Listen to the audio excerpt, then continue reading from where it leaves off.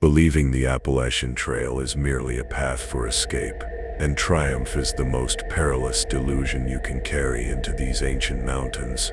For I have seen, through fractured visions and whispers carried on the midnight wind, the true nature of these timeless trails.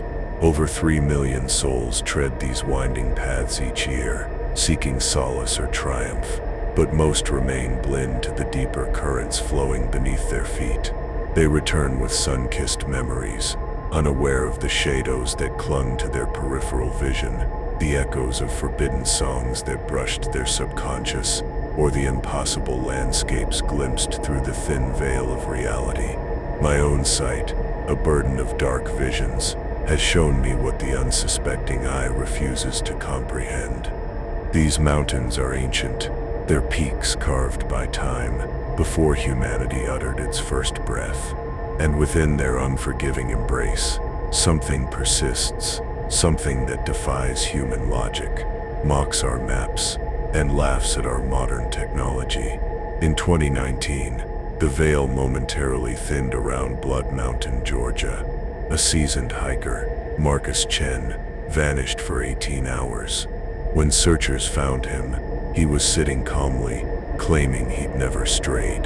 But his GPS, a cold, hard arbiter of truth, showed him traversing 47 miles in a perfect circle through terrain that existed only in a nightmare. His boots, pristine, his water, untouched. His camera held images of vistas unknown to rangers who had walked these lands for decades. This was no isolated incident, no mere trick of the light or exhaustion-induced hallucination. From the jagged cliffs of Maine to the ancient roots of Georgia, the Appalachian Trail holds secrets older than the dried blood on a forgotten battlefield, whispered by Cherokee elders who deemed certain peaks forbidden, recorded by early settlers who spoke of pale figures flitting through the woods. Now modern devices capture what our minds desperately resist. Some dismiss these accounts as the ramblings of the lost, but the evidence is mounting, patterns undeniable, like the relentless tick-tock of a clock, counting down to an inevitable omen. What if the wilderness is not empty, but merely patient? What if something ancient still walks these shadowed paths, and we, with our audacious footsteps, are the ones trespassing in a domain that was never meant for human eyes?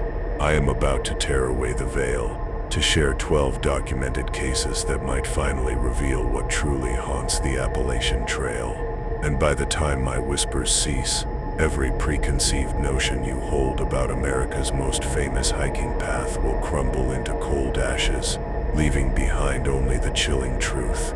Prepare yourselves, for once these secrets are revealed, the mountains will never look the same. Every soul that joins feeds the voice that whispers from the darkness. Story 1. The Whistling Woman. The Cherokee knew her as Esgaya Gege, the whistling spirit, whose siren song lured lost souls into the black maw of eternal darkness. For centuries, hikers along this ancient trail have reported a woman's voice, a melody drifting through the trees, always beautiful, always haunting, and always irrevocably leading them away from the known, away from safety, into the embrace of the unknown. What makes this echo from the other side so disturbing is the horrifying consistency of these reports, stretching across generations, now finally captured by the very technology our ancestors could only describe in fearful whispers around dying campfires, their faces illuminated by the dancing shadows of an old terror. Sarah Mitchell, a seasoned trail guide, believed she held the mountain's secrets in her weathered hands. 15 years of backcountry experience, hundreds of lead hikes through the gnarled wilderness of North Carolina and Tennessee. She was a master of the wild. Yet, on October 13th, 2019, on a solo scouting trip near Clingman's Dome, she heard it. A faint humming at first, easily dismissed as wind sighing through the ancient oaks. But the wind does not carry perfect pitch. It does not weave itself into lullabies that seem to whisper your very name, a private invitation to an audience with the forbidden. As evening bled across the sky, the voice grew, transforming from a wordless hum into a crystal-clear soprano that seemed to emanate from everywhere and nowhere all at once. Sarah described it as the most beautiful sound she had ever heard, a mother's lullaby, yet tinged with an ancient acidness that tightened her chest with an inexplicable grief, a cold dread. She found herself pulled, compelled off the marked trail, onto narrow deer paths that materialized only for her, winding deeper into sections of the forest she had never seen, despite decades of intimate knowledge of these haunted woods. What transpired next shreds the fabric of rational thought. Sarah's GPS unit, a steadfast anchor in the wild, became a blank void, showing her location as nothingness. Her compass spun wildly, then settled on magnetic north before slowly, deliberately, rotating to point directly toward the ethereal singing. Most chilling of all, her satellite emergency beacon, a device designed to summon help from anywhere on Earth, could not acquire a signal. She was severed, adrift, following a voice that grew more insistent, more magnetic, with each passing minute, a puppet on a string, dancing to an unheard tune. As full darkness descended, the melody itself began to twist. The maternal comfort, once so alluring, dissolved into something hungry, more urgent, like a predator's growl softened by a lullaby. Sarah realized she had been walking for over 3 hours, driven by a compulsion she could neither explain nor resist. Her headlamp cut through the black, illuminating familiar landmarks that should not have existed in this part of the forest. Rock formations from trails she had hiked years ago, impossibly transplanted to this unknown shifting location. The whistling woman was reshaping the very landscape around her, conjuring a maze where Sarah's expertise meant nothing. Then came the moment that still, even now, feeds her waking nightmares. The voice stopped. An abrupt, absolute silence descended, so profound that Sarah could hear the frantic drumming of her own heart echoing off the trees. In that void, she heard something else. A breath, shallow and measured, that was not her own, coming from directly behind her shoulder. When she spun, headlamp beam lancing into the darkness, it caught a fleeting glimpse of pale fabric, vanishing behind a massive ancient oak, a ghost in the periphery. But it was the footprints in the soft earth that made her blood turn to ice. They were human in shape, yes, but terribly wrong in every other detail, too long, too narrow, with what appeared to be claw marks where toes should have been. Sarah ran. 15 years of wilderness wisdom evaporated into pure, primal animal panic as she crashed through the underbrush, following her own back trail by instinct alone. A desperate flight in the dark. The singing resumed behind her, but now it carried notes of amusement, a sinister, knowing delight, as if her terror was precisely what the voice had been patiently waiting for. Every time she risked a glance backward, she caught glimpses of movement in her peripheral vision, something pale and impossibly tall keeping pace with her through the trees, never quite visible but always present, a relentless shadow in the gloom, an inescapable omen. She reached her truck at dawn, fragmented memories of finding the main trail or covering the final miles, utterly lost to her. Her hiking boots were shredded, her clothes torn by thorns that, impossibly, had left no marks on her skin. Most disturbing of all, her camera contained 47 photographs she had no memory of taking, images of her own terrified face, illuminated by the camera's flash, but reflected in surfaces that should not exist deep in the forest. Mirrors, dozens of antique mirrors, hanging from tree branches like strange, dark fruit, each one capturing her horrified expression from a slightly different, chilling angle. The tale might have ended there, dismissed as altitude sickness, or the cruel tricks of an exhausted mind, a mere hallucination. Except, Sarah played back the audio recording from her phone. She had activated the voice memo function, a routine safety practice, at the start of her hike. The recording captured everything: her initial commentary on trail conditions, the first faint notes of the mysterious singing, and then something that made her hands shake violently as she listened. For the final 3 hours of the recording, two voices could be heard. Sarah's, growing increasingly breathless and panicked, responding to questions and comments from her invisible companion. But there was no second person on that trail. The recording captured Sarah having detailed conversations with the whistling woman, discussing childhood memories Sarah had never shared with anyone, answering questions about her deepest fears and regrets, secrets she thought buried deep in the cold ashes of the past. Most chilling of all, the voice on the recording wasn't just any woman's voice. It was Sarah's own mother's voice. The mother who had died when Sarah was 7 years old. Her memory a broken cross in Sarah's mind. The voice from the other side, a familiar yet terrifying echo. Park rangers eventually found the location Sarah described, using her GPS coordinates, but the landscape did not match her harrowing account. There were no mirrors, no evidence of the deer path she claimed to have followed, and no rational explanation for the photographs on her camera. What they did find, however, were the footprints, dozens of them pressed into a perfect circle around a massive oak tree, exactly matching the strange, elongated impressions Sarah had described. The prints appeared fresh, pressed into earth that hadn't seen rain in over a week, as if the forest itself had held its breath to preserve them. Sarah never returned to guide work.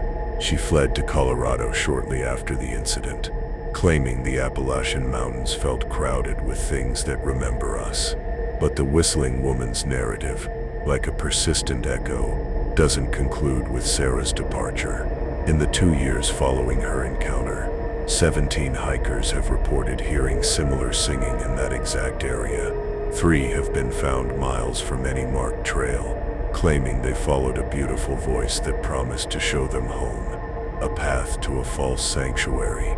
Park officials, ever rational, posted warnings, attributing the incidents to acoustic anomalies and natural wind patterns, dismissing the true horror lurking beneath the surface.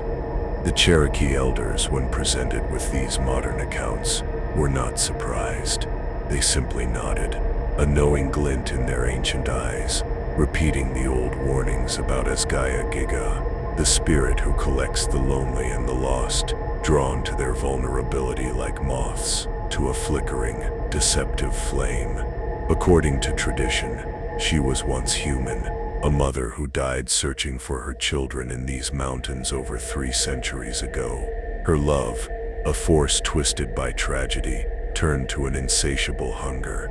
Her maternal instinct warped into something that feeds on the wandering souls who venture too far from the safety of marked paths. A dark omen for the unwary. Story 2. The Pale Crawlers. But the truth is, Giga is but one strand in a vast, dark tapestry woven into the very fabric of these mountains.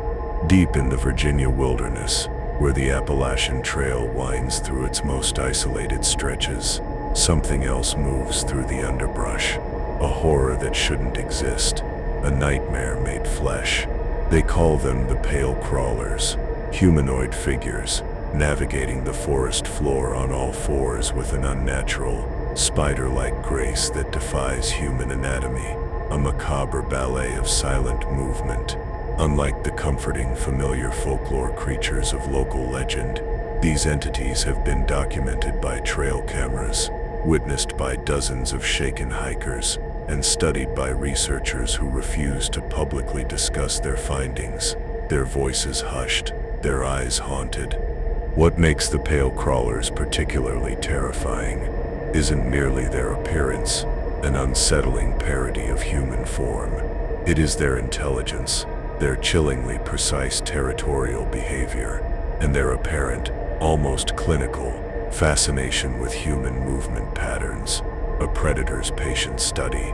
The first confirmed sighting, a crack in the mirror of our perception, occurred in November 2017, when veteran hiker James Rodriguez was completing a section hike through Shenandoah National Park. Rodriguez had been hiking solo for over 2 decades, documenting wildlife for his nature photography blog, familiar with every creature from black bears to mountain lions, a master of the wild.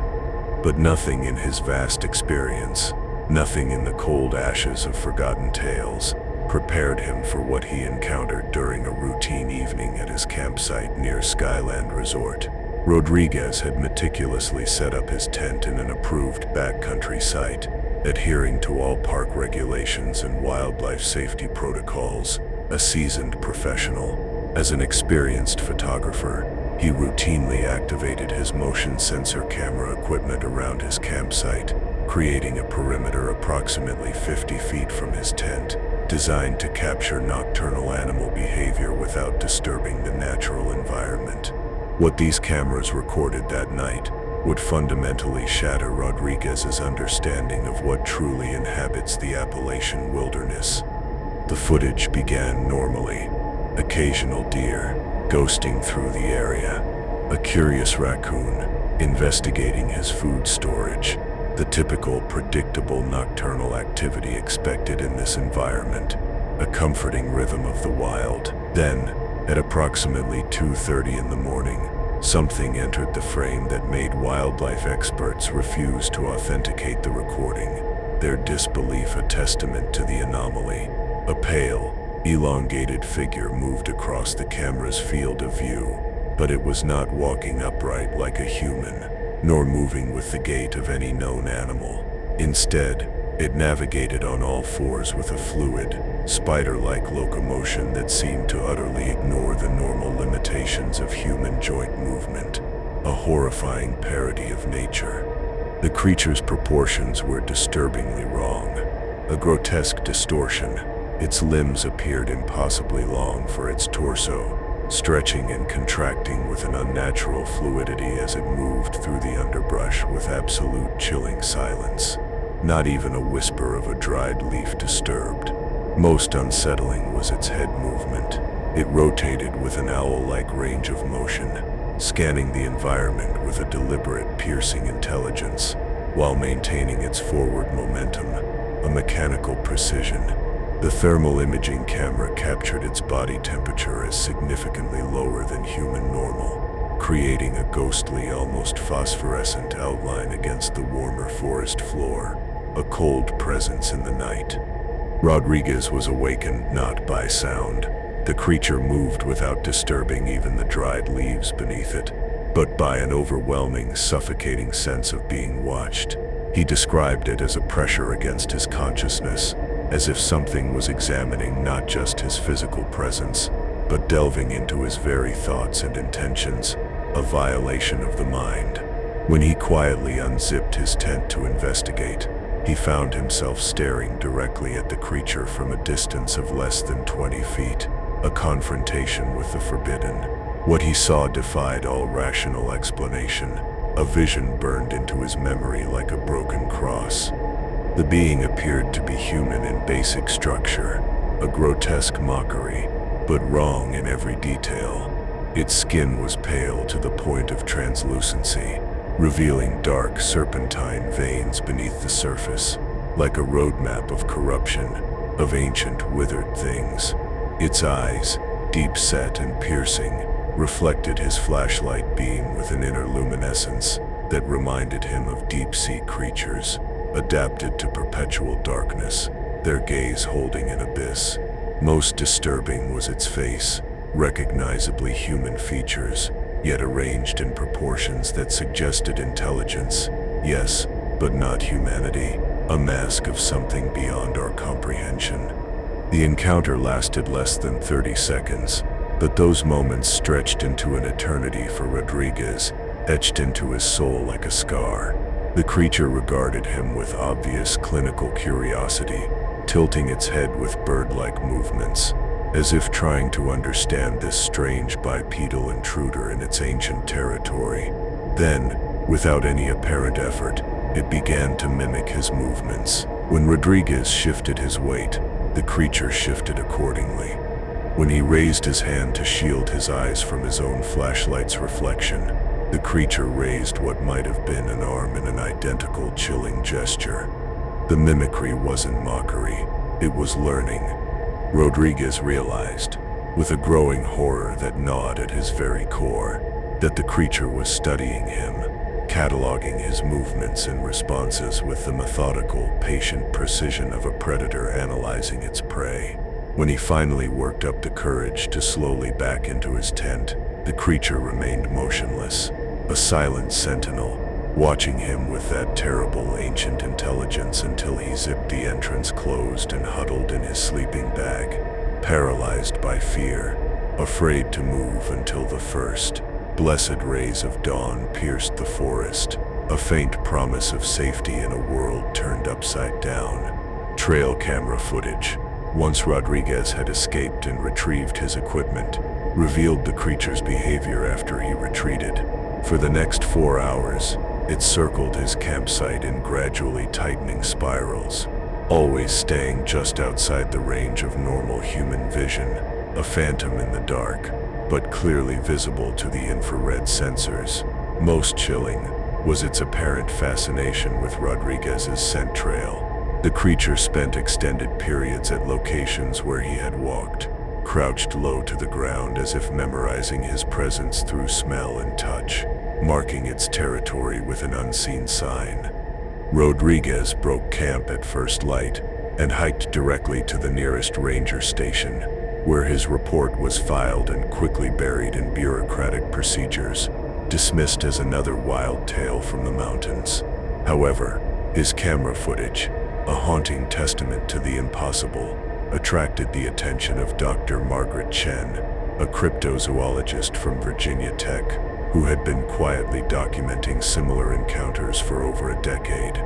What Dr. Chen revealed about the pale crawlers made Rodriguez's experience part of a much larger and far more terrifying pattern, a thread in the dark tapestry.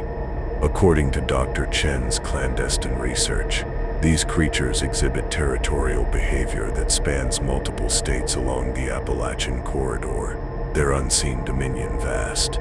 They appear to maintain hunting grounds with defined boundaries, marked not by fences, but by enigmatic scratches on trees and arrangements of stones that form geometric patterns, ancient symbols of ownership. Most disturbing is their apparent coordination. When one creature encounters a human, others in the area seem to become aware of the intrusion within hours, suggesting a form of communication, a whisper between shadows that researchers don't yet understand. The creature's intelligence extends beyond simple mimicry, beyond mere observation. Multiple witnesses have reported finding their campsites mysteriously rearranged during the night, gear moved to different locations, food containers opened and resealed, sleeping bags adjusted to different positions, as if an invisible, methodical hand had sorted through their lives. The changes aren't random vandalism, no, but deliberate alterations that suggest the creatures are studying human behavior and technology, an alien mind trying to decipher our ways. Some hikers have even discovered their backpacks repacked with items arranged in order of apparent importance, as if the creatures were trying to understand the hierarchy of human survival needs, preparing for a future we cannot yet fathom. Dr. Chen's most disturbing finding involves the creature's apparent ability to predict human movement patterns. A chilling foresight, analysis of encounter locations, reveals that the pale crawlers consistently appear near established campsites hours before hikers arrive, suggesting they can anticipate human behavior with uncanny accuracy, like crows gathering before a storm. Trail cameras positioned at known encounter sites have captured footage of the creatures preparing for human arrival, clearing sightlines, positioning themselves for optimal observation, and even manipulating the environment to funnel hikers towards specific predetermined locations, a silent, deadly herding. The psychological impact on witnesses is consistent and severely debilitating. Every person who has had extended contact with the pale crawlers reports the same recurring nightmare: being pursued through endless, lightless underground tunnels by something that moves with inhuman speed, while perfectly mimicking their own movements. A haunting reflection. Several witnesses have required psychological counseling, claiming they can no longer sleep in darkness without feeling watched by invisible eyes, the omnipresent gaze of a hidden predator, a permanent crack in their psyche. Perhaps most terrifying is the pattern emerging from missing persons cases in areas where the pale crawlers have been sighted. Unlike typical wilderness disappearances, these cases share common characteristics that suggest predation rather than accidental death. A calculated culling. The missing hikers were all experienced outdoors enthusiasts, vanishing from established trails during daylight hours, dissolved into the ether. Their abandoned gear shows evidence of careful examination, items arranged in the same methodical patterns observed at creature encounter sites, a signature of the unseen hand. Search and rescue operations in these areas have been complicated by the discovery of elaborate tunnel systems that don't appear on any geological surveys, a secret labyrinth beneath our feet. The tunnels are too narrow for normal human navigation, but perfectly sized for creatures that move on all fours, their bodies contorting to fit the dark passages.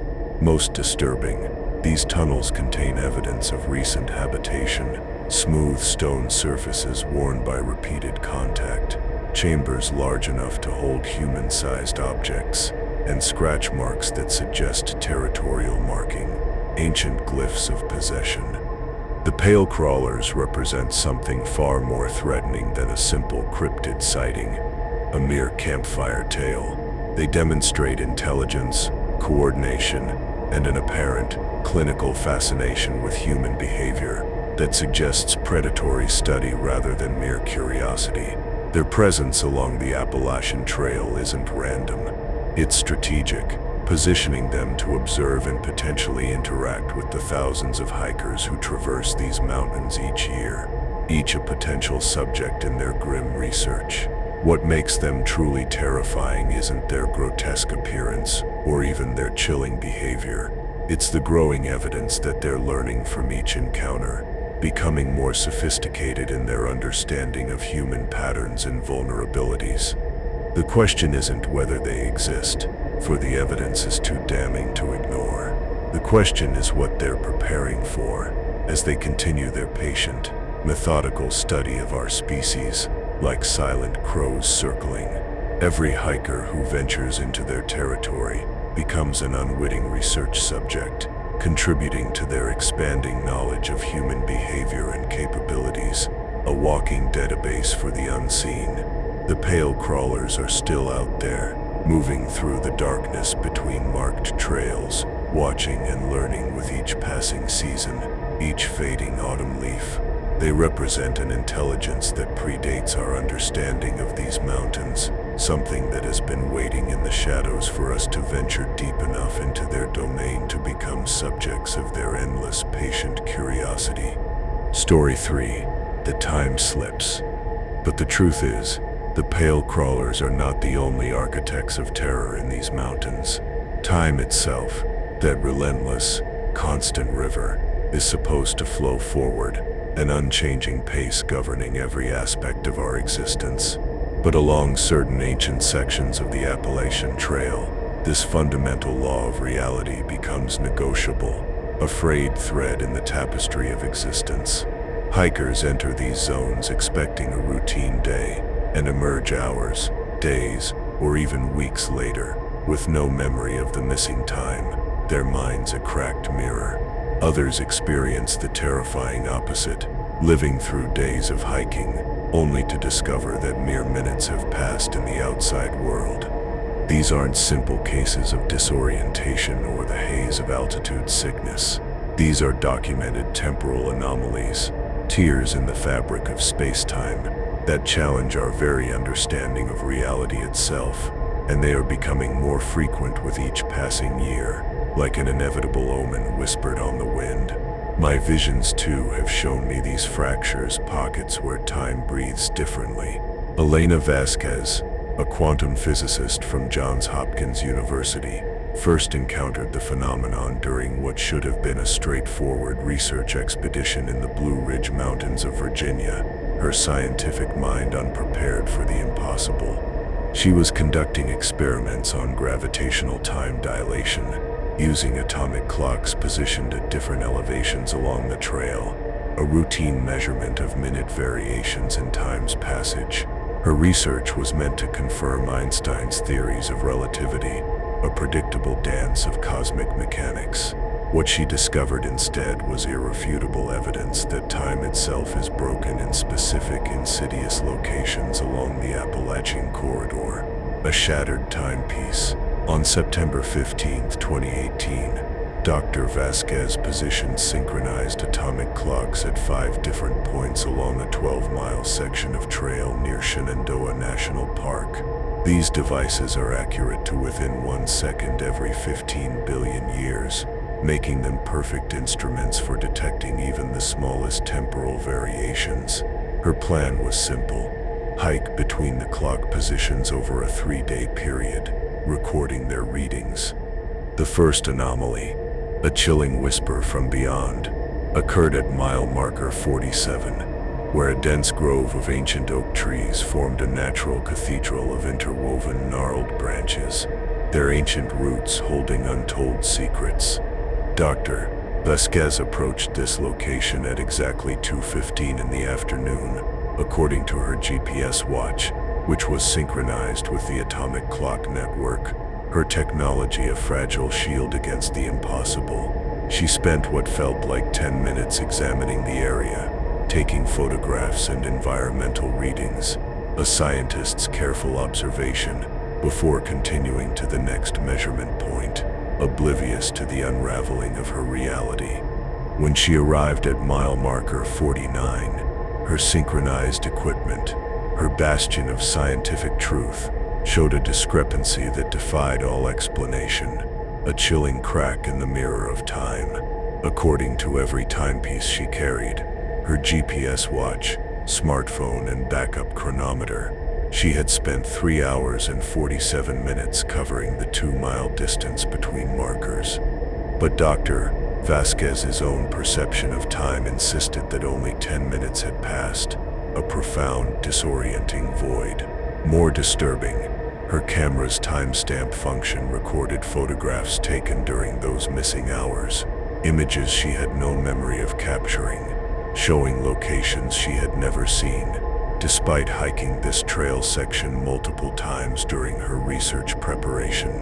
Glimpses into a fractured reality. The photographs revealed impossible landscapes, the same oak grove from dozens of different angles, but showing seasonal changes that couldn't exist simultaneously. Some images showed the trees in full autumn foliage, a blaze of color, while others captured them bare of leaves, as if winter had touched only certain branches, a temporal paradox. Most unsettling were the photographs that appeared to show Dr. Vasquez herself, taken from angles suggesting someone else was holding her camera, documenting her movements through those lost hours, a chilling, unseen observer. Determined to understand what fractured reality, Dr. Vasquez returned to the same location the following day with additional monitoring equipment, her scientific curiosity overriding her growing dread. This time, she positioned motion sensor cameras throughout the oak grove and carried a digital voice recorder to document her experiences, hoping to capture the uncapturable. What the equipment captured during her second visit provided irrefutable evidence of temporal distortion that challenged the fundamental nature of reality itself, proving that time here was a twisted, broken cross. The motion sensors recorded Dr. Vasquez entering the grove at 2:15 p.m., exactly as her timepieces indicated. However, the cameras then documented her presence in multiple locations simultaneously, walking different paths through the same area. sometimes moving in directions that contradicted her actual route, a dance of fractured selves. The timestamp data showed her occupying the same space at different times, as if multiple versions of herself were exploring the grove during overlapping temporal windows, echoes of a past and future self, haunting the present. The audio recording captured something even more disturbing, a whispered conversation with the impossible. Dr. Vasquez's voice could be heard conducting normal documentation of her research, her logical observations. But layered beneath her spoken observations was another track, her own voice, having completely different conversations, discussing events that hadn't happened yet, and referencing equipment she hadn't brought on this expedition, a chilling glimpse into a future that was already past. Most chilling was a portion of the recording where her voice could be heard responding to questions asked by someone else, a disembodied presence, but only her side of the conversation was audible, a terrifying monologue in the void. During this second visit, Dr. Vasquez experienced what she described as temporal echoes, brief, disorienting moments where she could see ghostly impressions of her previous day's activities, superimposed over her current surroundings. She watched herself from the day before, examining the same tree she was currently studying, both versions existing simultaneously in the same space, but separated by the thin, vibrating membrane of 24 hours.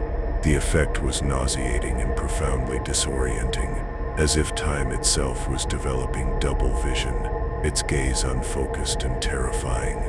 The atomic clocks positioned throughout the research area recorded data that violated the known laws of physics, a cosmic blasphemy. While the clocks at the beginning and end of the trail section maintained perfect synchronization, steadfast in their purpose, the three devices positioned within the temporal anomaly zone showed readings that drifted wildly from the baseline, corrupted by an unseen force. Most significantly, the clock positioned at the center of the oak grove ran backward for 17 minutes during Dr. Vasquez's second visit, recording negative time passage while she was physically present in the area, a reversal of all natural order. Dr. Vasquez's research, a beacon in the darkness, attracted the attention of other scientists who had been quietly investigating similar phenomena along the Appalachian Trail, drawn to the whispers of impossibility. Michael Chen, a neurologist from Duke University, had been documenting cases of temporal displacement among hikers for over 5 years. His findings revealed a consistent pattern of incidents that stretched from Georgia to Maine, concentrated in areas where the trail passes through ancient geological formations that predate human civilization by millions of years, the very bones of the earth holding these secrets. According to Dr. Chen's research, these temporal anomalies aren't random events, no, but follow predictable patterns tied to geological and astronomical cycles, a cosmic blueprint of chaos. The incidents occur most frequently during specific lunar phases and concentrate in areas where the trail crosses fault lines, underground water systems, or locations with unusual magnetic properties, places where the veil between worlds thins. Most disturbing is the discovery that the affected areas are expanding. Zones of temporal distortion that measured only a few hundred feet in diameter 5 years ago now encompass entire trail sections, spanning multiple miles, swallowing unwary travelers. The human cost of these temporal anomalies extends far beyond simple lost time. Hikers who experience significant temporal displacement report lasting psychological effects that persist long after their trail experiences, their minds forever fractured. They described feeling disconnected from linear time, experiencing memories of events that haven't happened yet, and suffering from a condition Dr. Chen terms temporal vertigo, the inability to maintain a consistent sense of present moment awareness. Their reality is shifting sand. Missing persons cases in temporal anomaly zones present unique challenges for search and rescue operations, a cruel twist of fate. Standard procedures assume that missing hikers are somewhere in the physical search area, a tangible space. But temporal displacement means that victims might exist in the same location at a different time, a parallel existence. Search teams have reported finding evidence of missing hikers, fresh footprints, abandoned gear, even voices calling for help, like echoes from beyond, but no physical presence. These ghost traces suggest that the missing persons might be trapped in temporal bubbles, existing parallel to our timeline, but unable to reconnect with the present moment, forever lost in the mists of time. The most terrifying case, a true narrative of doom, involved a family of 4 who entered a temporal anomaly zone near Mount Katahdin in Maine during the summer of 2020. Park rangers found their abandoned campsite with undeniable evidence of recent occupation, warm ashes in the fire pit, food still cooking on portable stoves, and personal belongings arranged as if the family had simply stepped away for a few minutes. A chilling tableau. Security cameras at the trailhead showed them entering the area, but never leaving. However, their voices could be heard calling for help from within the forest for 3 weeks after their disappearance, always moving location, but never getting closer to potential rescuers, a haunting symphony of despair. Dr. Vasquez's most recent research has uncovered evidence that the temporal anomalies are intensifying and becoming more frequent, a rapidly decaying reality. Her atomic clock network now detects temporal distortions occurring daily rather than weekly, and the magnitude of time displacement is increasing, like a growing storm. Most alarming is the discovery that some areas of the trail are beginning to experience what she terms temporal fragmentation, locations where multiple time streams exist simultaneously, creating pockets of reality where past, present, and future overlap in impossible, sanity-shattering ways, a true crack in the mirror of existence. The implications of these findings extend far beyond individual hiking experiences, reaching into the very core of our existence. If time itself is becoming unstable along the Appalachian Trail, it suggests that something fundamental about the nature of reality is changing in these ancient mountains. The trail follows paths that have been used by humans for thousands of years, crossing geological formations that have existed for millions of years. Perhaps our constant passage through these areas has begun to wear thin the fabric of space-time itself, creating tiers that allow different temporal periods to bleed through into our present reality, an inevitable omen of what is to come. What makes the time slips truly terrifying isn't just the lost hours or displaced memories. It's the growing, undeniable evidence that time moves differently in these mountains, flowing backward and forward, like a river, with hidden, treacherous currents that can sweep the unwary into temporal waters they might never escape. Every hiker who enters these areas risks becoming unstuck in time, trapped between moments that no longer connect to the linear progression of normal reality, a nightmare made real. The question isn't whether you'll experience a time slip on the Appalachian Trail. It's whether you'll be able to find your way back to the timeline you left behind. Story 4: The Shadow People. But these temporal dislocations are not the only unseen architects of fear. They move just beyond the edge of vision, dark silhouettes that mirror your every step through the ancient forest, like phantom crows. At first you dismiss them, a trick of light filtering through the dense canopy, shadows cast by swaying branches that create the illusion of movement where none should exist, a logical dismissal. But the shadow people of the Appalachian Trail are not optical illusions or figments of an exhausted imagination. They are entities, dark whispers made visible, that have been documented by hundreds of hikers over the past decade, growing bolder and more numerous with each passing season, like a persistent silent plague. What makes them truly terrifying isn't what they do, for their actions are often subtle, insidious. It's what they seem to be preparing for, as they continue their relentless, silent observation of human activity along America's most famous hiking trail, a patient, unseen study of our species. Rebecca Torres, a trauma counselor from Atlanta, learned about the shadow people during what was supposed to be a therapeutic solo hike, a journey of healing after her divorce. She understood the profound healing power of wilderness solitude, choosing a remote section of the trail in North Georgia specifically for its reputation as a place of peace and reflection, a balm for a fractured soul. She was seeking isolation, a quiet space to process the shattered pieces of her life changes. But what she found instead was the unsettling, growing sensation of constant companionship, the persistent weight of unseen eyes from entities that maintained perfect parallel movement just beyond her ability to observe them directly, like a dark, invisible retinue.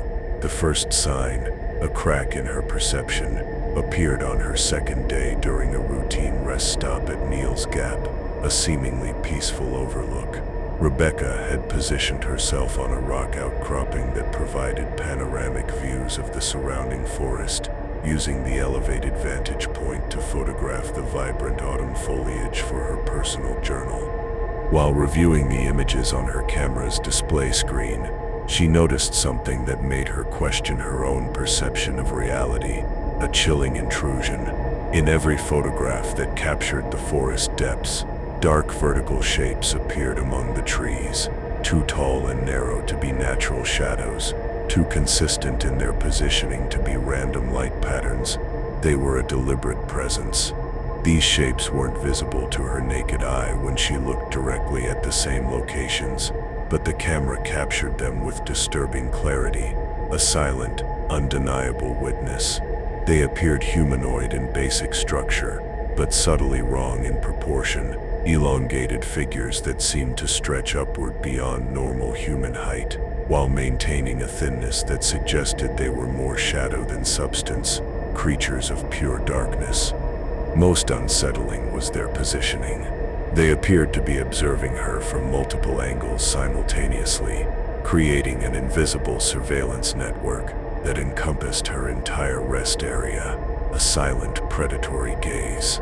Rebecca initially dismissed the photographic anomalies as camera malfunctions or digital artifacts, a desperate clinging to logic.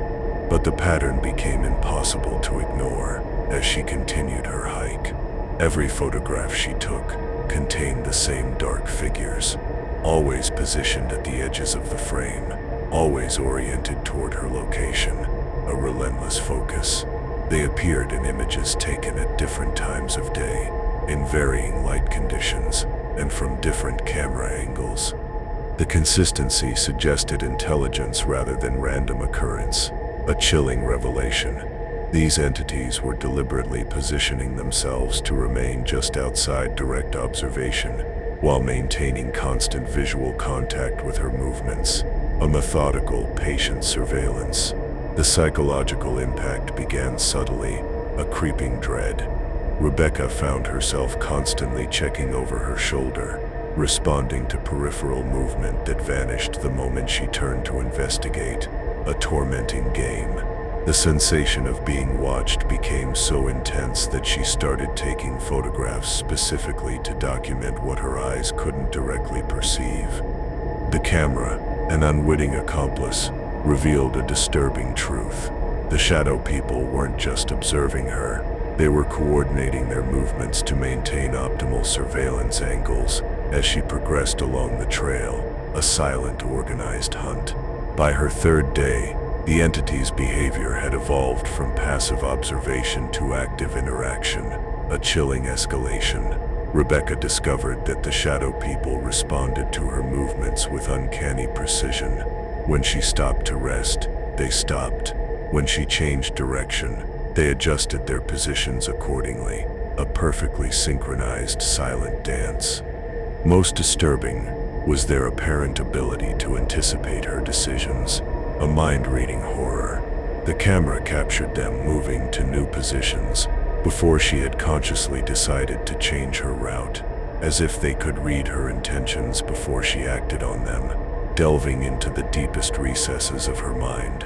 Rebecca's breakthrough in understanding their nature came when she accidentally left her camera recording while taking an extended lunch break, a fortunate mistake that revealed an undeniable truth. The 47-minute video file revealed behavior that transformed her perception of these entities from mysterious phenomena to organized, chilling intelligence. The shadow people didn't simply maintain static observation like silent statues. They communicated with each other through movements that resembled a complex form of nonverbal language, a dance of shadows. The recorded footage showed the dark figures shifting positions and coordinated patterns that followed no natural explanation, a precise, calculated ballet of fear. When one entity moved closer to Rebecca's location, others adjusted their positions to maintain sightlines and coverage angles, a flawless coordination. They appeared to be sharing information about her behavior, equipment, and physical capabilities through gestural communications that suggested sophisticated intelligence and planning, a chilling glimpse into an alien mind. Most chilling was a sequence where the entities seemed to be practicing formations, rehearsing coordinated movements for unknown, sinister purposes, a silent, chilling drill. Rebecca's growing paranoia was validated when she attempted to deviate from established trail routes. Every time she considered leaving the marked path, whether to investigate interesting rock formations or to find private camping spots, the shadow people increased their activity levels dramatically. The camera captured them moving with urgent purpose, repositioning themselves to block potential escape routes and funnel her back toward the main trail, a shepherd guiding its flock. Their behavior suggested they weren't just observing her journey, but actively managing it, according to criteria she couldn't possibly understand. A silent, unseen hand guiding her fate. The entity's influence extended beyond visual stalking. Rebecca began experiencing vivid dreams where she walked through endless forest corridors, while dark figures watched from the periphery of her vision, a recurring nightmare. The dreams felt more real than her waking experiences, filled with sounds and sensations that lingered long after she awoke, a blurring of reality. Most disturbing were the dreams where she could hear the shadow people communicating about her in whispered conversations, just beyond her ability to understand, discussing her progress and potential in terms that suggested she was being evaluated for unknown, terrifying purposes, a subject in a grim experiment. Dr. Patricia Williams, a paranormal researcher from Appalachian State University, has been studying shadow people encounters for over 8 years. Her research reveals that these entities represent a phenomenon unique to the Appalachian Trail corridor, with sighting reports concentrated in areas where the trail passes through geological formations that contain high concentrations of quartz crystal like ancient power conduits. Dr. Williams theorizes that these mineral deposits might create electromagnetic conditions that allow interdimensional entities to manifest in our reality as observable shadows, a thin spot in the veil. According to Dr. Williams' data, shadow people encounters follow predictable patterns that suggest organized behavior rather than random manifestations, a calculated precision. The entities appear most frequently to solo hikers during daylight hours, maintaining observation distances that keep them just beyond the range of normal human peripheral vision, never fully seen, always present. They demonstrate clear intelligence in their surveillance techniques, using natural terrain features to maintain concealment while optimizing their observation angles of human targets. The most disturbing aspect of Dr. Williams' research involves the chilling correlation between shadow people activity and missing persons cases along the Appalachian Trail, a dark link. Analysis of disappearance patterns reveals that hikers who report extensive shadow people encounters are significantly more likely to vanish within 72 hours of their initial sighting. These aren't random correlations, no. The data suggests that intensive shadow surveillance might be a precursor to some form of targeted abduction or intervention, a silent, predatory selection. Witness testimonies describe a consistent escalation pattern in shadow people behavior. Initial encounters involve passive observation from fixed positions, silent sentinels. As surveillance continues, the entities begin coordinating their movements and responding to human actions, a dance of silent threat. The final stage involves active interference with human navigation. Witnesses report feeling compelled to follow specific routes, discovering that alternative paths have become impassable or disorienting, and experiencing navigation equipment malfunctions that force them toward predetermined destinations, a subtle, irresistible guiding hand. Rebecca's experience reached this final, terrifying stage on her 4th day, when her GPS device began providing directions that didn't match her intended route, a betrayal of technology. The device consistently guided her toward a remote valley that didn't appear on any official trail maps, while her compass spun wildly whenever she attempted to verify her direction using traditional navigation methods. Her tools of safety turned against her. The shadow people's activity reached fever pitch during this period, with dozens of dark figures visible in every photograph she took, positioned in formations that suggested they were herding her toward the mysterious valley location, a relentless silent drive. The psychological pressure became unbearable when Rebecca realized that the shadow people had begun manifesting during her peripheral vision even when she wasn't using the camera. Dark shapes moved constantly at the edges of her sight, creating a sense of being surrounded by entities that existed in the liminal space between perception and reality, a constant torment. She found herself unable to focus on anything except the constant movement in her peripheral vision, creating a state of hypervigilance that left her exhausted and profoundly disoriented, her mind on the verge of splintering.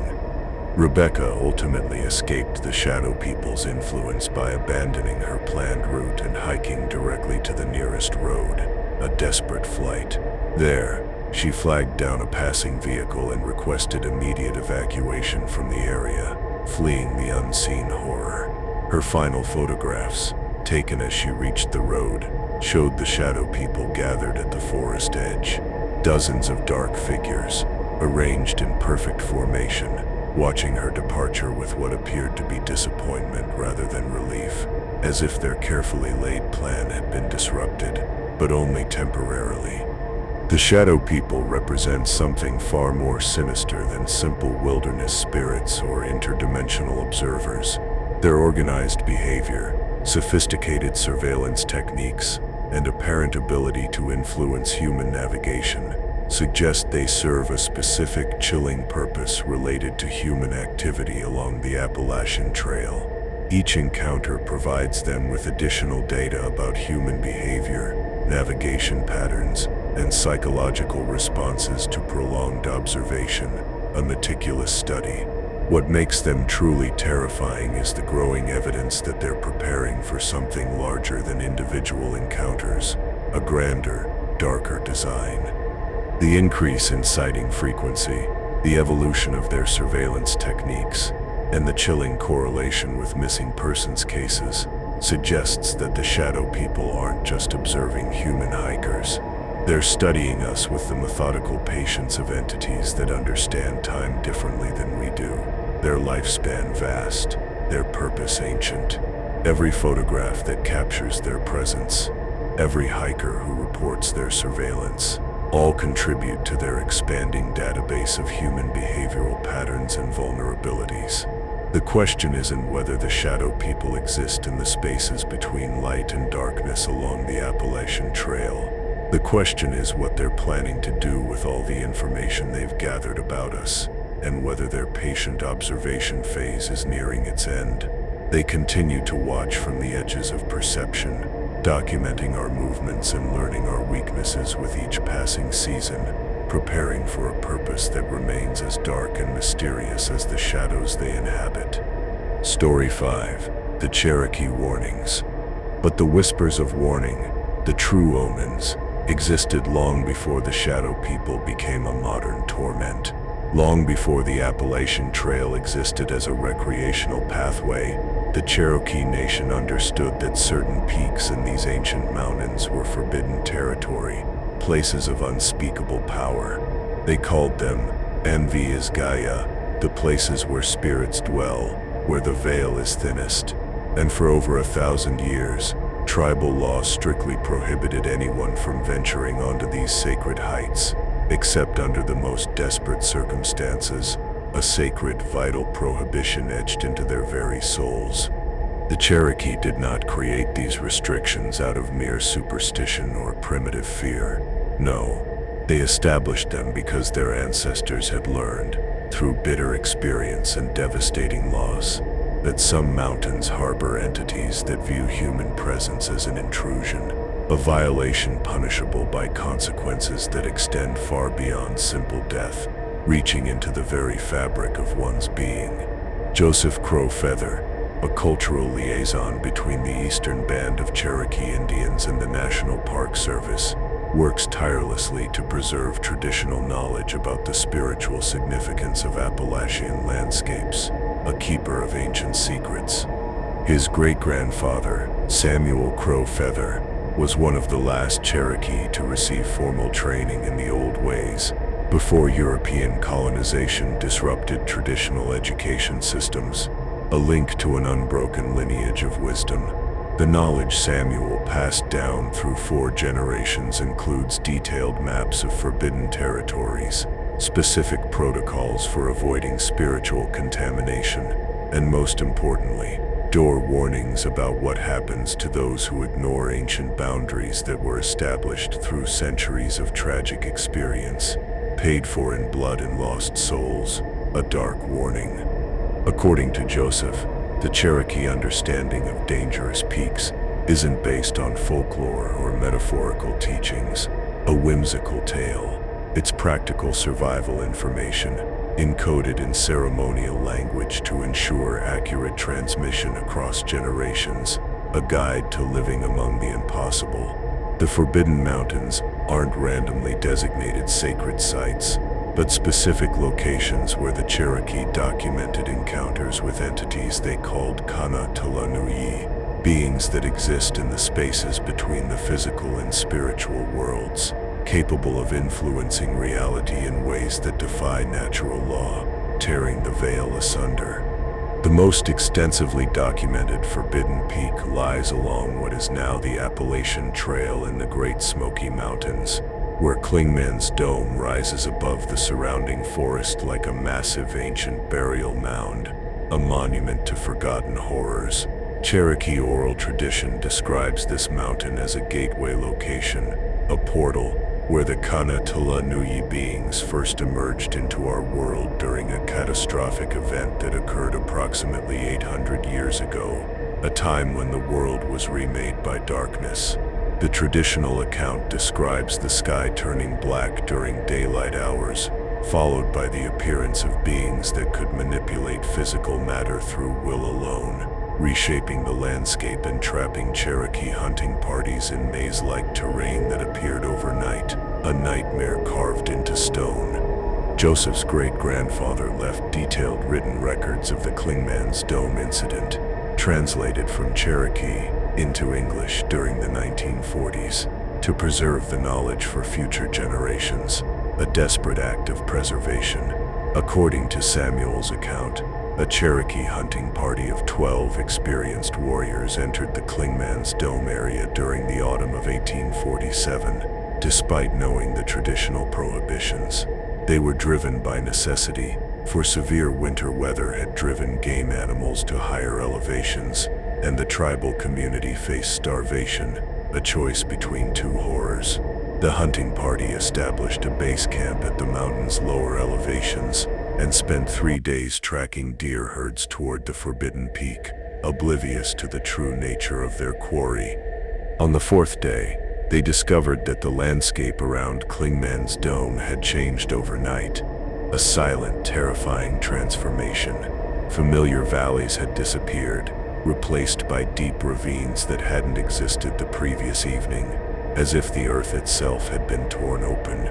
Rock formations they had used as navigation landmarks were found in different locations, arranged in geometric patterns that suggested intelligent manipulation rather than natural geological processes, a deliberate hand.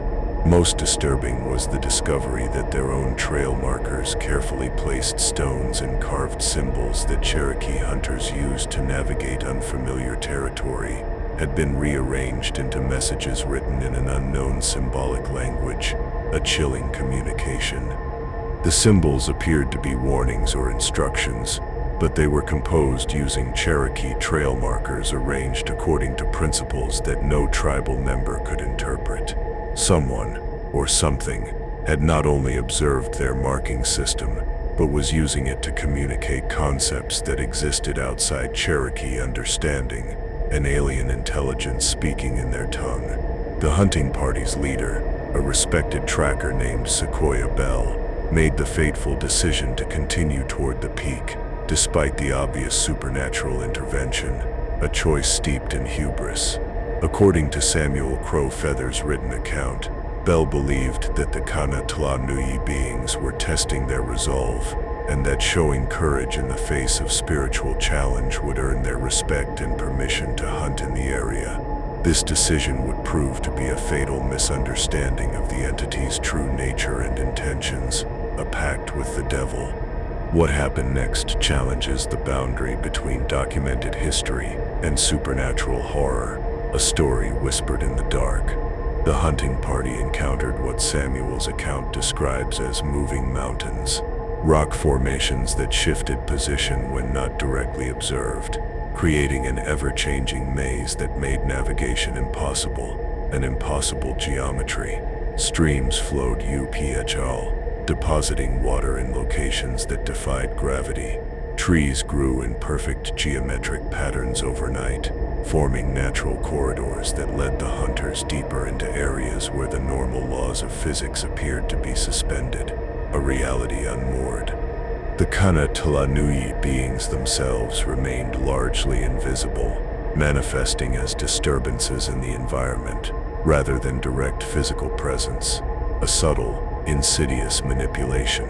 The hunters reported seeing their own reflections in standing water that showed them performing actions they hadn't taken, walking in directions they hadn't chosen, and speaking words they hadn't uttered, glimpses into a fractured timeline. Most terrifying was the discovery that these reflected selves were making decisions independently, leading them toward locations they had no intention of visiting, a hijacking of free will. 3 members of the hunting party disappeared during the second night on the Forbidden Peak, vanished without a trace, their very existence erased. Their sleeping furs were found neatly arranged around a cold fire pit, with no evidence of struggle or departure, a chillingly peaceful abduction.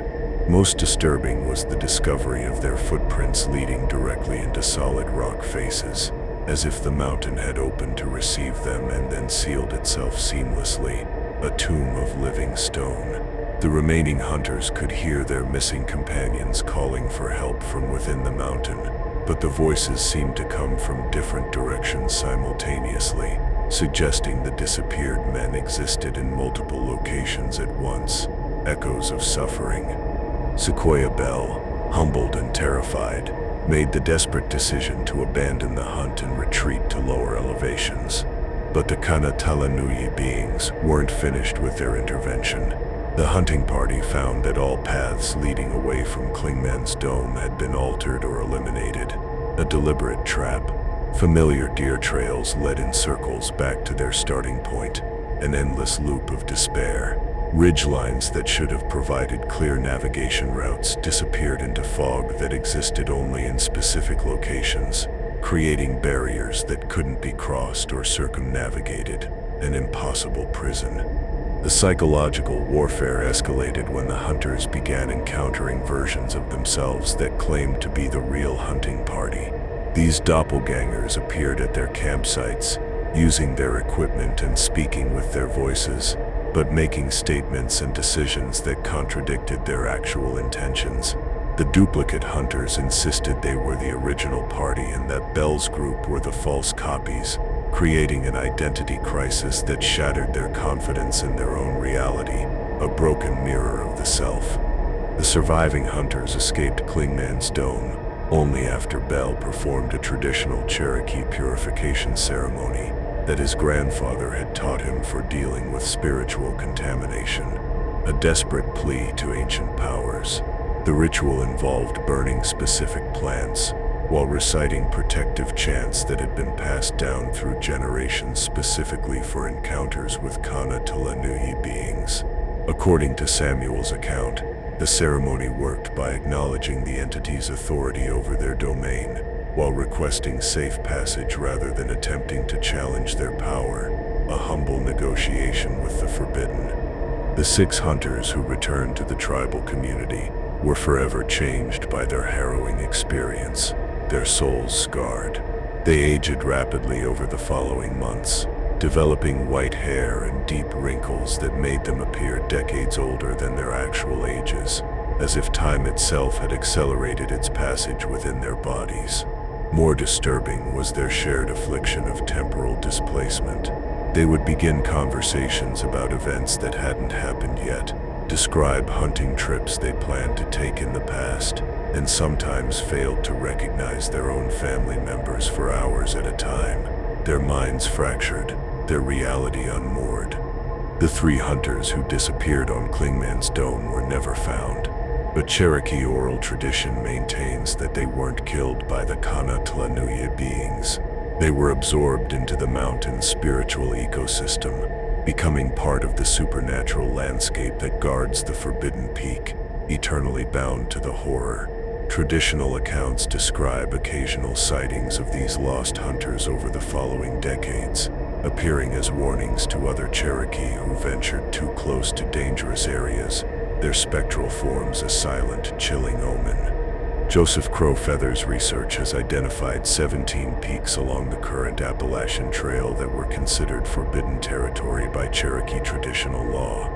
Modern incident reports from these locations show striking correlations with the historical accounts of Kana-Tla-Nui being encounters.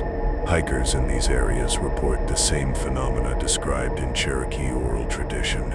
Landscape changes that occur overnight, navigation equipment failures, encounters with duplicate versions of themselves, and the sensation of being observed by entities that exist just outside normal perception, a chilling echo through time. Most disturbing is the pattern of missing persons cases in the Forbidden Peak areas. Unlike typical wilderness disappearances, these cases share characteristics that match Cherokee descriptions of Kana-Tla-Nui being interventions. The missing hikers vanish without leaving normal evidence of departure or struggle, their existence erased. Their abandoned gear is found arranged in patterns that suggest deliberate organization rather than random abandonment, a methodical, unseen hand. Search and rescue operations in these areas are consistently hampered by navigation difficulties and equipment malfunctions that mirror the experiences described in traditional Cherokee accounts, as if the mountains themselves conspire. The Cherokee warnings about forbidden peaks weren't primitive superstitions or cultural metaphors. They were practical survival information based on centuries of documented encounters with entities that maintain active territorial control over specific mountain locations, an ancient vital truth. The traditional protocols for avoiding spiritual contamination, the ceremonial knowledge required for safe passage through dangerous areas, and the detailed maps of forbidden territories represent an ancient early warning system designed to protect human communities from supernatural threats that modern hikers encounter without any cultural preparation or protective knowledge, stepping blindly into the abyss. What makes the Cherokee warnings truly terrifying isn't their age or mystical origins. It's their continued relevance to modern experiences along the Appalachian Trail, a testament to an enduring horror. The Kana-Tla-Nui beings haven't disappeared or become dormant with the passage of time. They continue to guard their territorial boundaries with the same intelligence and supernatural capabilities that Cherokee hunters documented centuries ago, their vigilance undiminished. Every hiker who ventures onto the forbidden peaks becomes a potential victim of entities that view human presence as an intrusion, requiring correction using methods that transcend the physical limitations of our reality, a fate worse than death. The question isn't whether we should respect ancient Cherokee warnings about forbidden territories. The question is whether we can survive continued exposure to supernatural entities that our culture has no traditional knowledge for understanding or appeasing, lost in our arrogance. The Cherokee spent centuries learning to coexist with the Kanatolnui beings through careful avoidance and respectful acknowledgement of their authority. Modern hikers enter their domain as ignorant trespassers, unaware that they're walking through territories guarded by intelligences that consider human intrusion a violation, punishable by absorption into landscapes that exist outside the normal flow of time and space, a dark, eternal imprisonment. Story 6. The Lost Colony Connection. But the threads of darkness in these mountains weave an even older, more unsettling tale. The disappearance of the Roanoke colony in 1590 remains one of America's most enduring mysteries. 115 English settlers vanishing without explanation from their settlement on what is now the Outer Banks of North Carolina. Their fate, a cold ash on the winds of history. Traditional theories grasp at straws: integration with local Native American tribes, starvation, or Spanish attacks.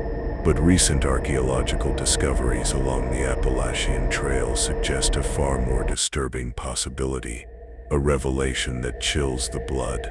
The colonists didn't simply disappear into the mists of history. They were drawn inland by the same supernatural forces that continue to claim hikers in these mountains today, following ancient pathways that lead to locations where the normal rules of existence break down entirely, where reality itself is a broken mirror. Dr. Amanda Reeves, a historical archaeologist from the University of Virginia, made the chilling connection while investigating unexplained stone structures found along remote sections of the Appalachian Trail in western North Carolina, structures that defied known history. These constructions don't match any known Native American building techniques, nor do they correspond to documented European settlements from the colonial period, standing as silent anomalies. Instead, they represent a unique architectural style that combines English masonry methods with symbolic elements that appear nowhere else in the archaeological record of early American colonization, a terrifying fusion. The breakthrough discovery occurred during a routine survey of a medieval-looking stone circle, found approximately 40 miles inland from the original Roanoke settlement location, far from the coastal whispers of history. Carbon dating of organic materials embedded in the mortar placed the construction between 1587 and 1592, exactly coinciding with the period when the lost colony vanished from recorded history. A horrifying temporal convergence. More significantly, carved into the stones were symbols that matched markings found at the abandoned Roanoke site, including the cryptic word Croatoan that represented the only clue left by the disappeared colonists, a silent scream across centuries. Dr. Reeves's team discovered that the stone circle wasn't an isolated structure, but part of a larger network of similar constructions stretching along what would eventually become the Appalachian Trail corridor, a vast unseen infrastructure.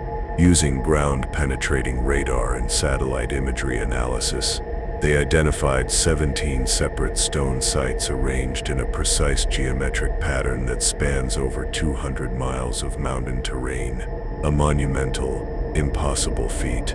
The mathematical precision of the placement suggests sophisticated planning and coordination that would have required extensive knowledge of the regional geography and months of construction work by a substantial labor force, a hidden civilization at work. The stone sites contain evidence of extended habitation by people with European tools and agricultural techniques, but also show signs of rapid abandonment under circumstances that mirror the mysterious departure from Roanoke Island, a recurring horror. Personal belongings were left behind in perfect preservation, pewter dishes still arranged on stone tables, clothing stored in wooden chests, and tools positioned as if their owners had simply stepped away momentarily and never returned. A chilling tableau of suspended life. Most disturbing are the journals and letters found sealed in waterproof containers, written in Elizabethan English, and documenting experiences that challenge rational explanation, the desperate final words of the lost. The most complete surviving document is a diary attributed to Eleanor Dare, the daughter of Roanoke Colony Governor John White and mother of Virginia Dare, the first English child born in the Americas, a voice from the grave. Eleanor's journal entries describe the colonists' inland journey, following strange lights that appeared in the western mountains, calling to them with voices that spoke in perfect English, but seemed to emanate from the landscape itself, a siren-song from the rocks. The lights promised safety, abundant food, and protection from the harsh coastal environment that had claimed so many lives during their first years in the New World, a desperate, seductive promise. According to Eleanor's account, the journey inland became increasingly surreal as the colonists followed the mysterious lights deeper into the Appalachian foothills, the world twisting around them.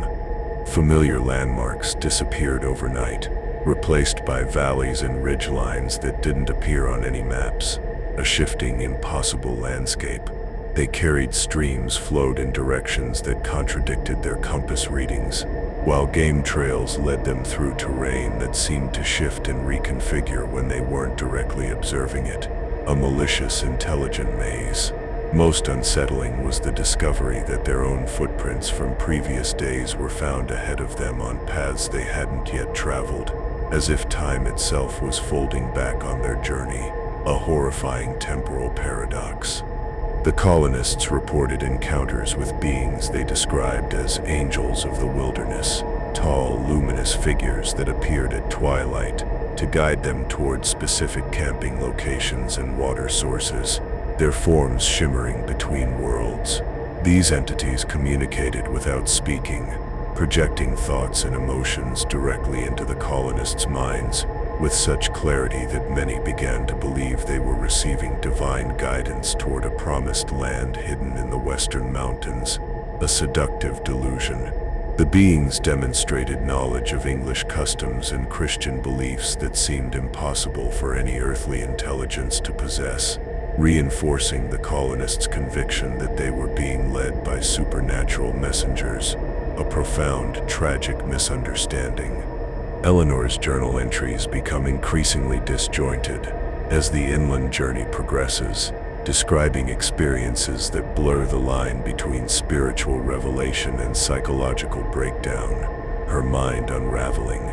She writes of finding English gardens growing wild in forest clearings, complete with roses and herbs that could only have been planted by European hands, but showing signs of cultivation that predated their arrival by decades, an impossible ancient horticulture. The colonists discovered stone foundations of buildings that matched architectural plans they carried for structures they had never built, as if their intended settlement had been constructed by unknown hands and then abandoned for their eventual arrival, a sinister preparation.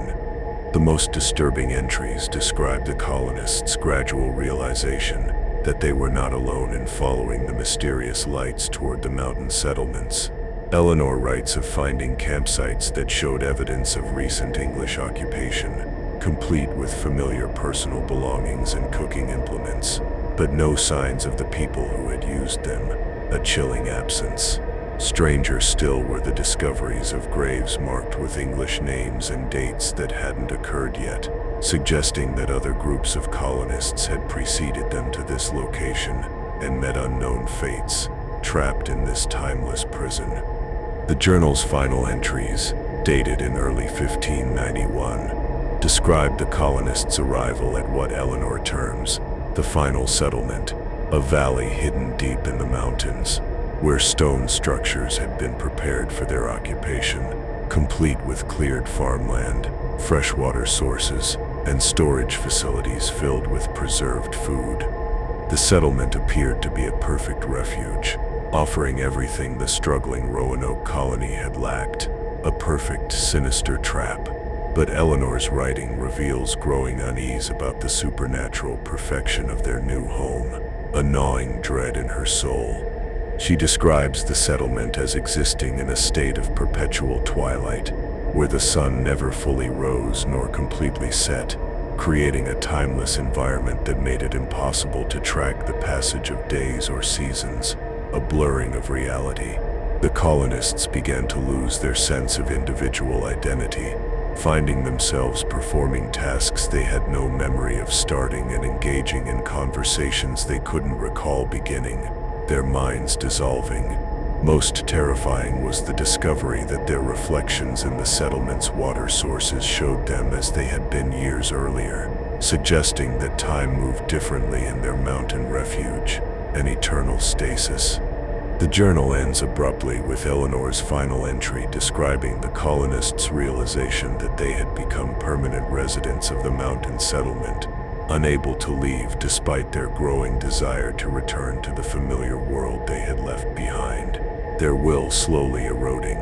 She writes of attempted departures that led them in circles back to the settlement, regardless of which direction they traveled or how carefully they navigated.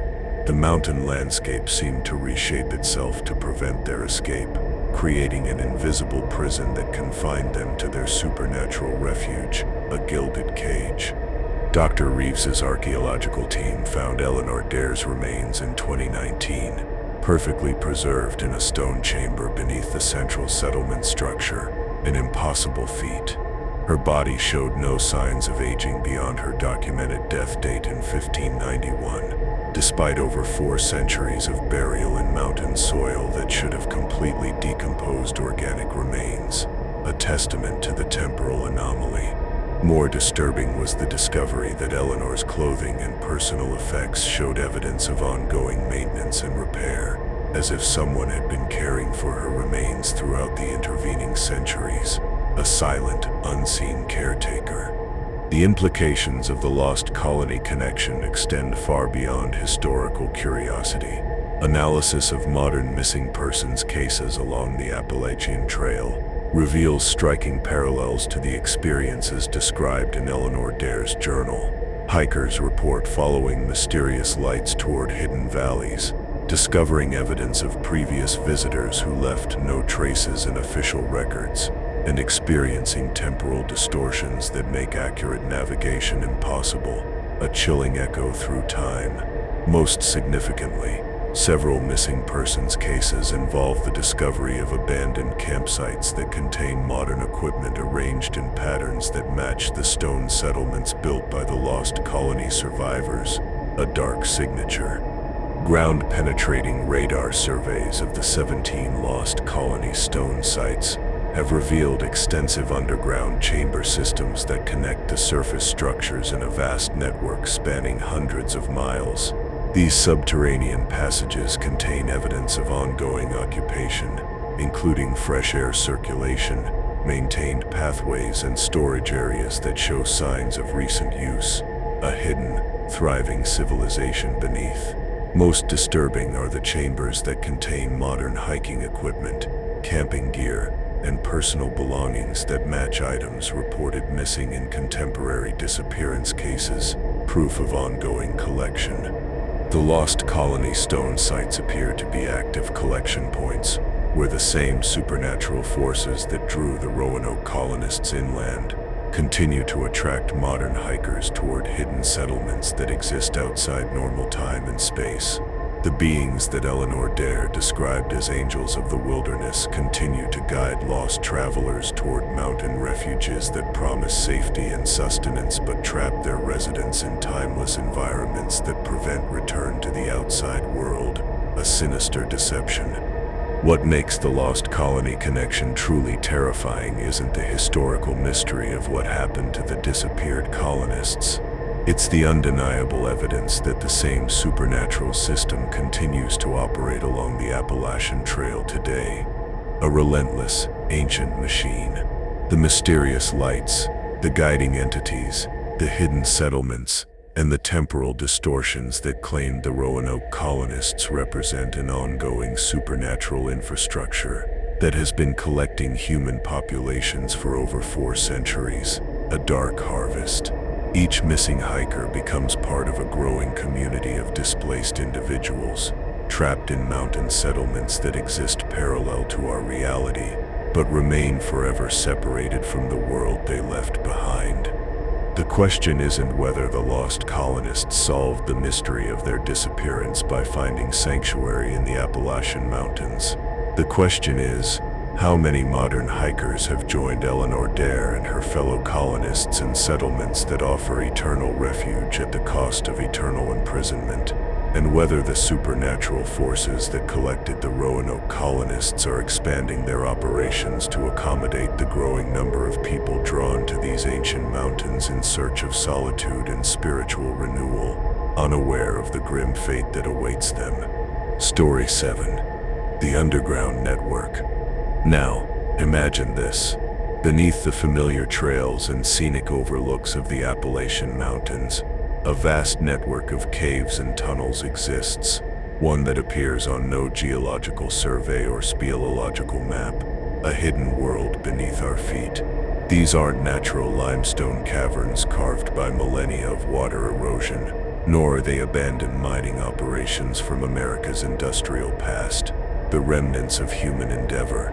Instead, they represent an artificial underground system that spans the entire length of the Appalachian Trail, connecting distant locations through passages that demonstrate engineering capabilities far beyond anything documented in the historical record of human habitation in these mountains, a chilling testament to an unknown power. Dr. Marcus Thompson first discovered evidence of this network while conducting routine geological surveys for the National Park Service in Shenandoah National Park during the summer of 2020.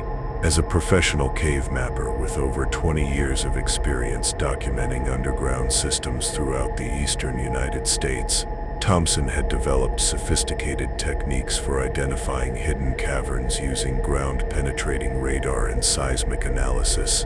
What his equipment detected beneath Section Hiker's Paradise near Skyland Resort defied everything he understood about Appalachian geology, a profound rupture in his scientific understanding.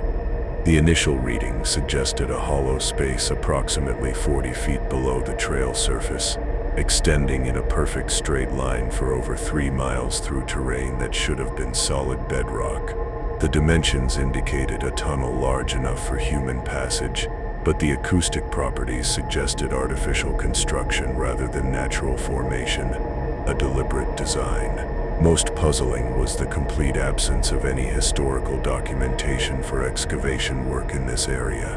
Despite the massive undertaking that creating such a tunnel would have required, Thompson obtained permission to conduct exploratory drilling, expecting to find evidence of forgotten mining operations or perhaps undocumented Civil War fortifications clinging to logical explanations. Instead, his core samples revealed something that challenged his understanding of the geological timeline in this region. The tunnel walls appeared to be lined with a material that resembled concrete, but contained mineral compositions that didn't match any known construction techniques.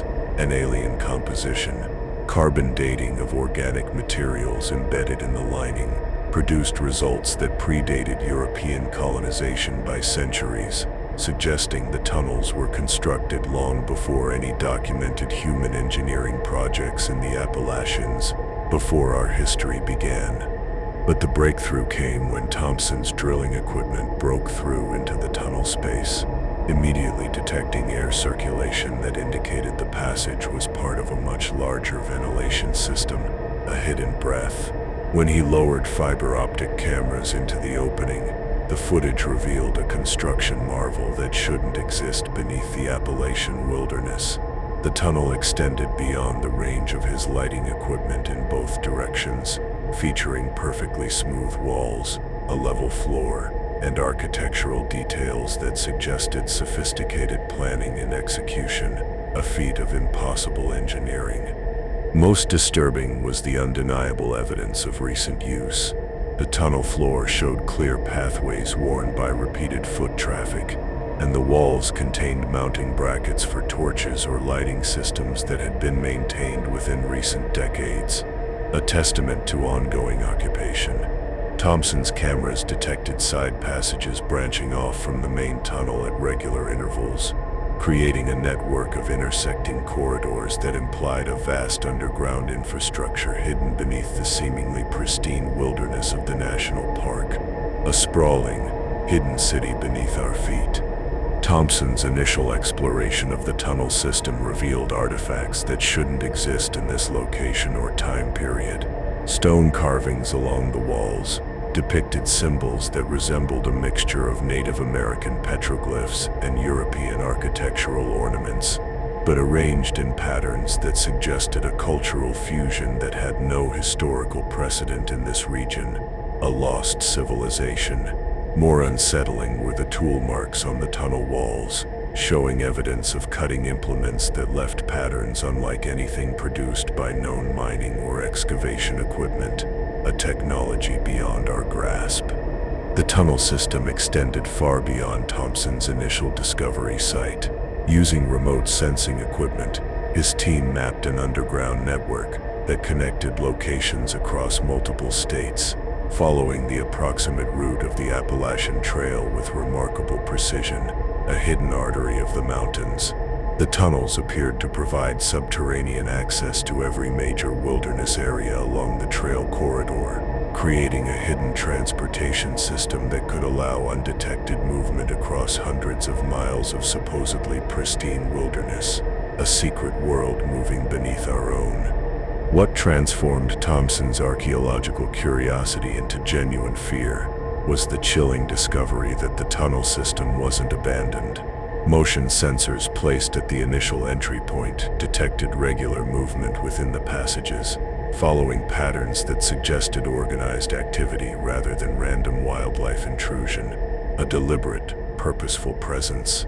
The creatures or individuals using the tunnels moved during specific time periods, primarily during the hours between midnight and dawn, and their movement patterns indicated familiarity with the underground geography that suggested long-term habitation, an unseen populace.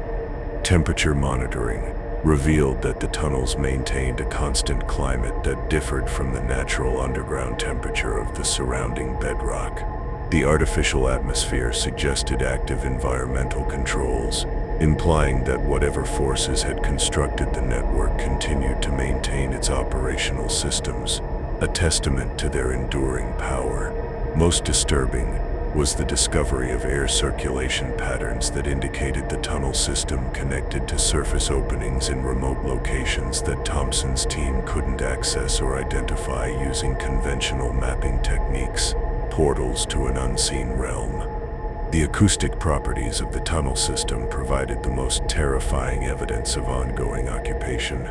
Sensitive recording equipment detected sounds that resembled human conversation, but the voices spoke in languages that linguists couldn't identify or classify, an alien tongue. The conversations occurred at regular intervals, suggesting scheduled meetings or organized activities taking place deep beneath the hiking trails where thousands of people walked each year, completely unaware of the hidden civilization operating below their feet, a chilling parallel existence.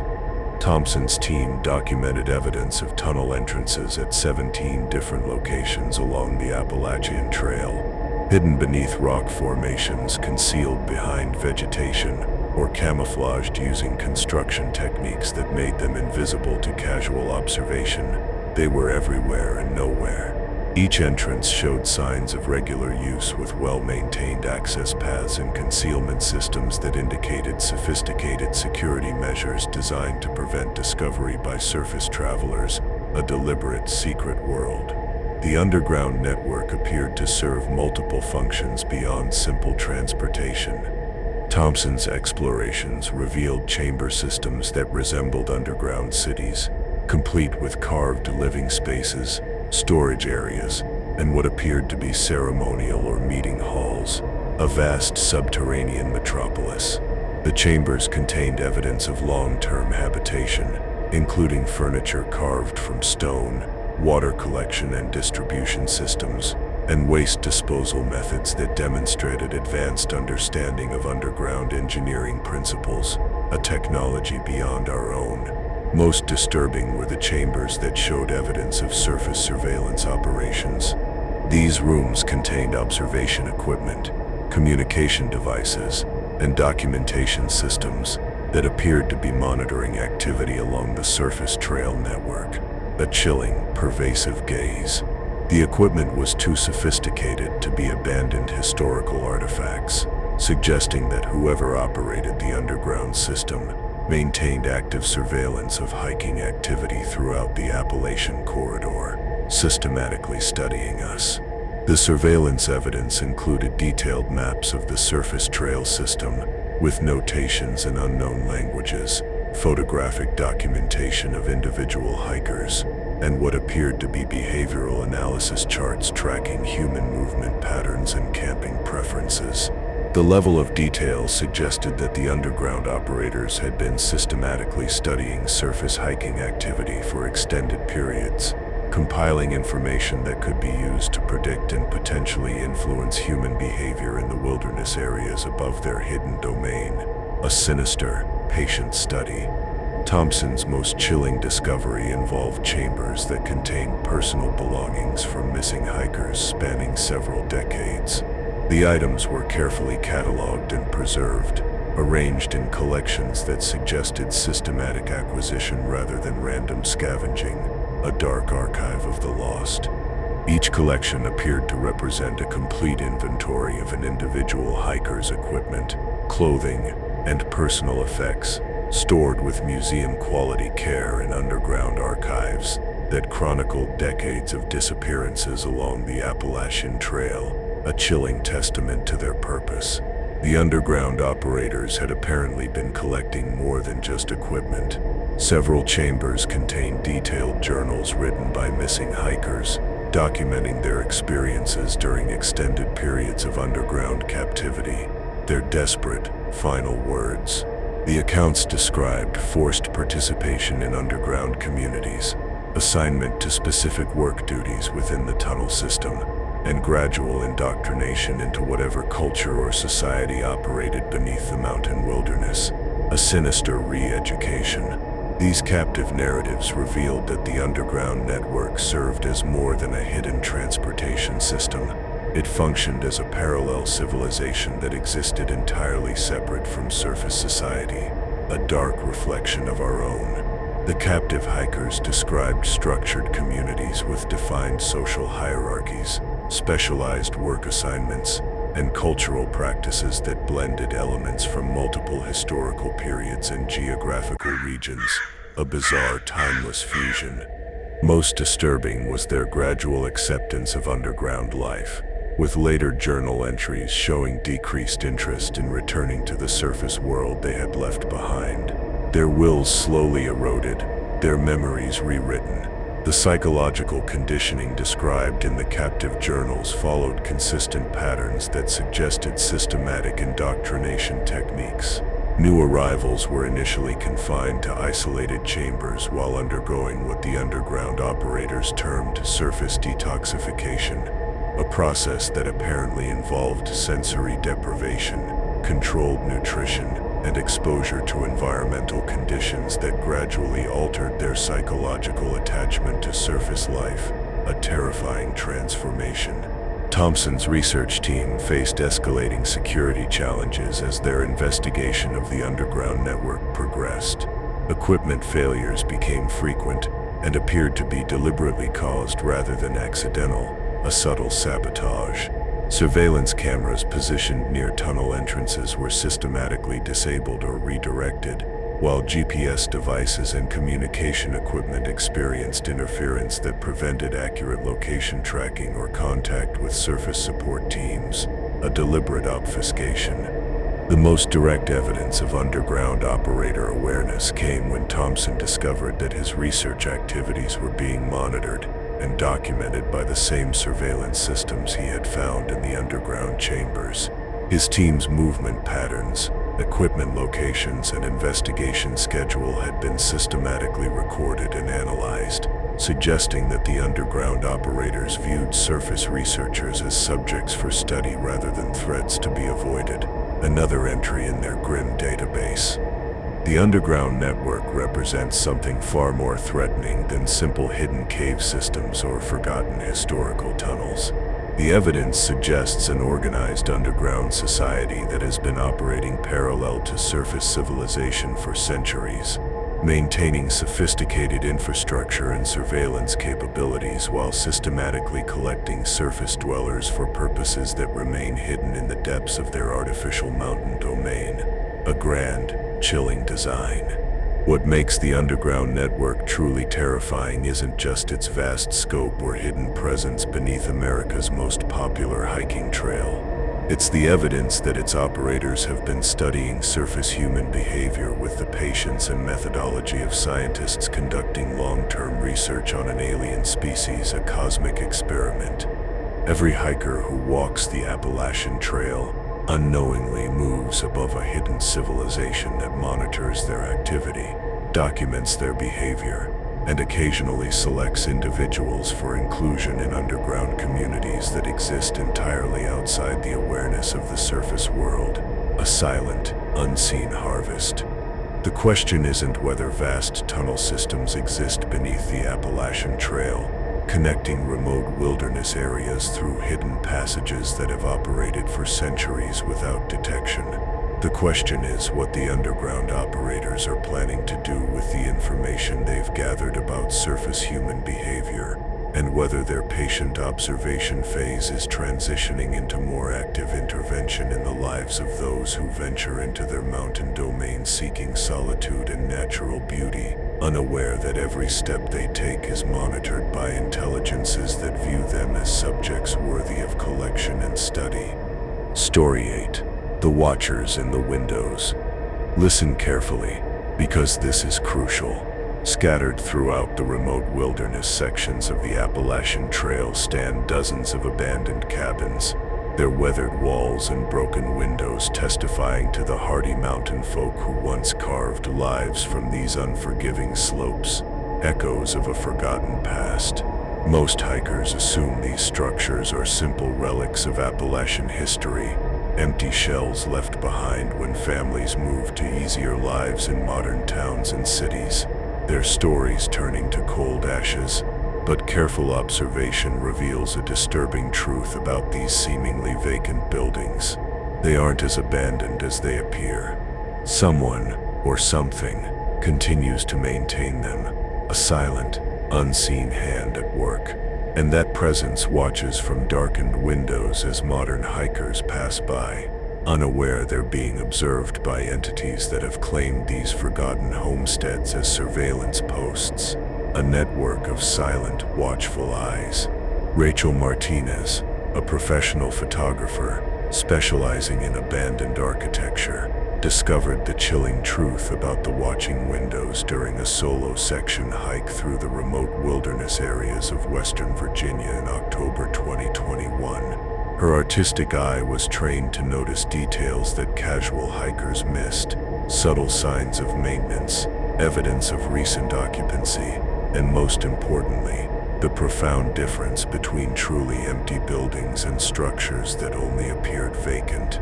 The first cabin Rachel photographed stood in a clearing approximately 2 miles off the main trail, accessible only through an overgrown logging road that required careful navigation to avoid getting lost in the dense mountain forest, a path less traveled for good reason. The structure appeared to be a typical early 20th century mountain homestead with hand-hewn log walls, a stone chimney, and windows that had lost their glass decades ago. Rachel's initial photographs captured what seemed to be a standard example of rural abandonment, a building slowly being reclaimed by the wilderness that surrounded it, a natural decay. However, when Rachel reviewed her images that evening, she noticed something that made her question her initial assessment of the cabin's vacancy. In several photographs taken from different angles, the dark window openings showed subtle variations in shadow depth and texture that suggested movement within the building during her visit, a chilling, fleeting glimpse.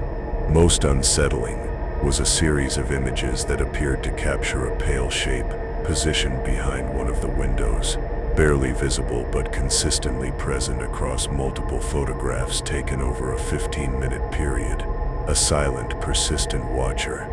Intrigued by the possibility of documenting genuine paranormal activity, Rachel returned to the same cabin the following day with additional camera equipment and motion sensors, her scientific curiosity overriding her apprehension.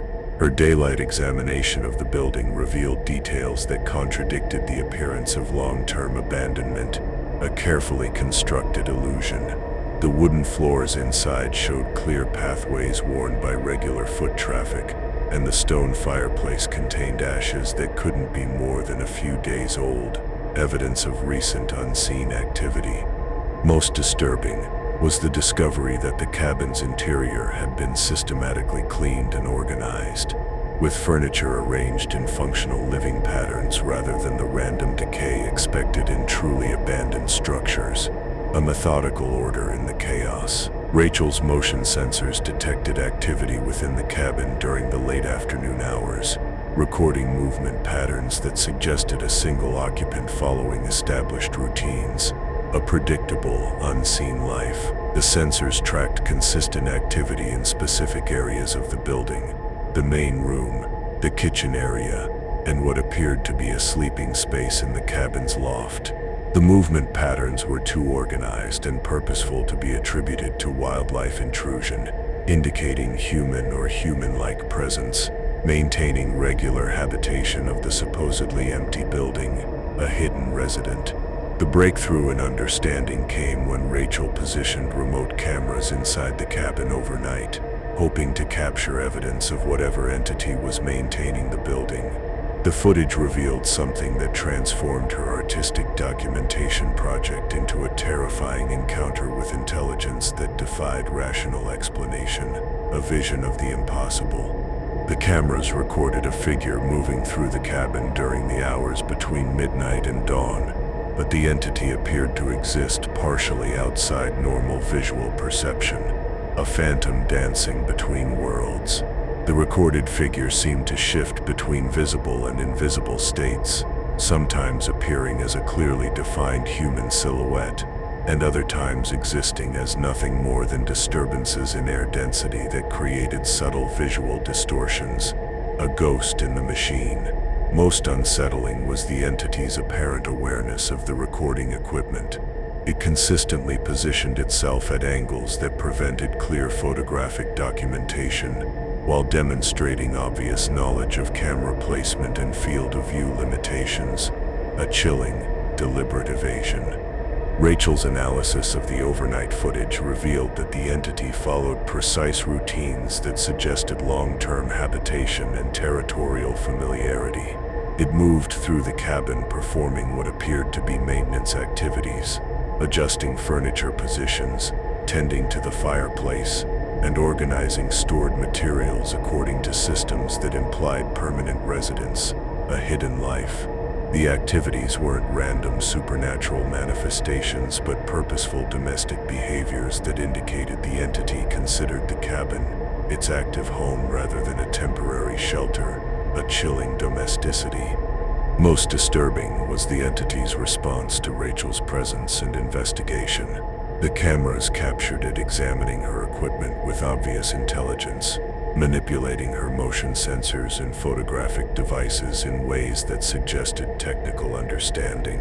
The entity appeared to be studying her documentation methods, learning about her equipment capabilities, and potentially adapting its behavior to avoid future detection, a silent, learning adversary.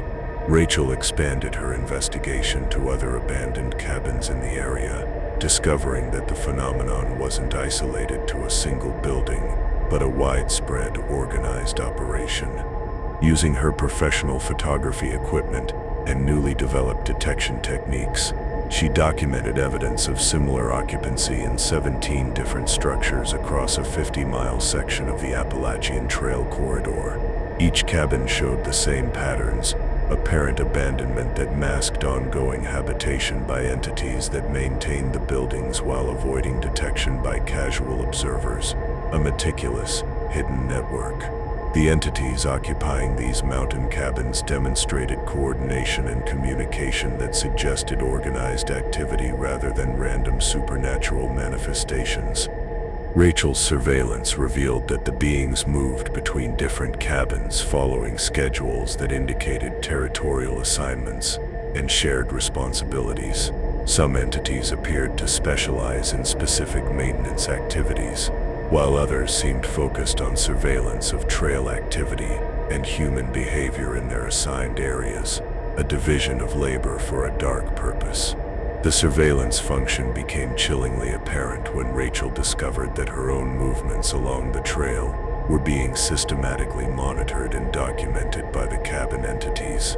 She found evidence of observation posts positioned near established camping areas, with sightlines that provided comprehensive coverage of human activity throughout the wilderness corridor, a pervasive, unseen gaze. The entities had created a surveillance network that allowed them to track and study every hiker who passed through their territorial range, each individual a subject in their silent experiment. Rachel's most chilling discovery involved the entities' apparent collection and study of human artifacts. Several cabins contained carefully organized collections of items that belonged to hikers who had passed through the area. Clothing, equipment, personal belongings, and camping gear arranged in displays that suggested systematic analysis of human technology and behavior. A museum of the lost. The collections weren't random theft, but selective acquisition focused on items that provided information about human capabilities and survival techniques. A methodical study of our species. The psychological impact of prolonged observation by the cabin entities became apparent when Rachel began experiencing the sensation of constant surveillance during her wilderness photography expeditions, a creeping paranoia that gnawed at her soul.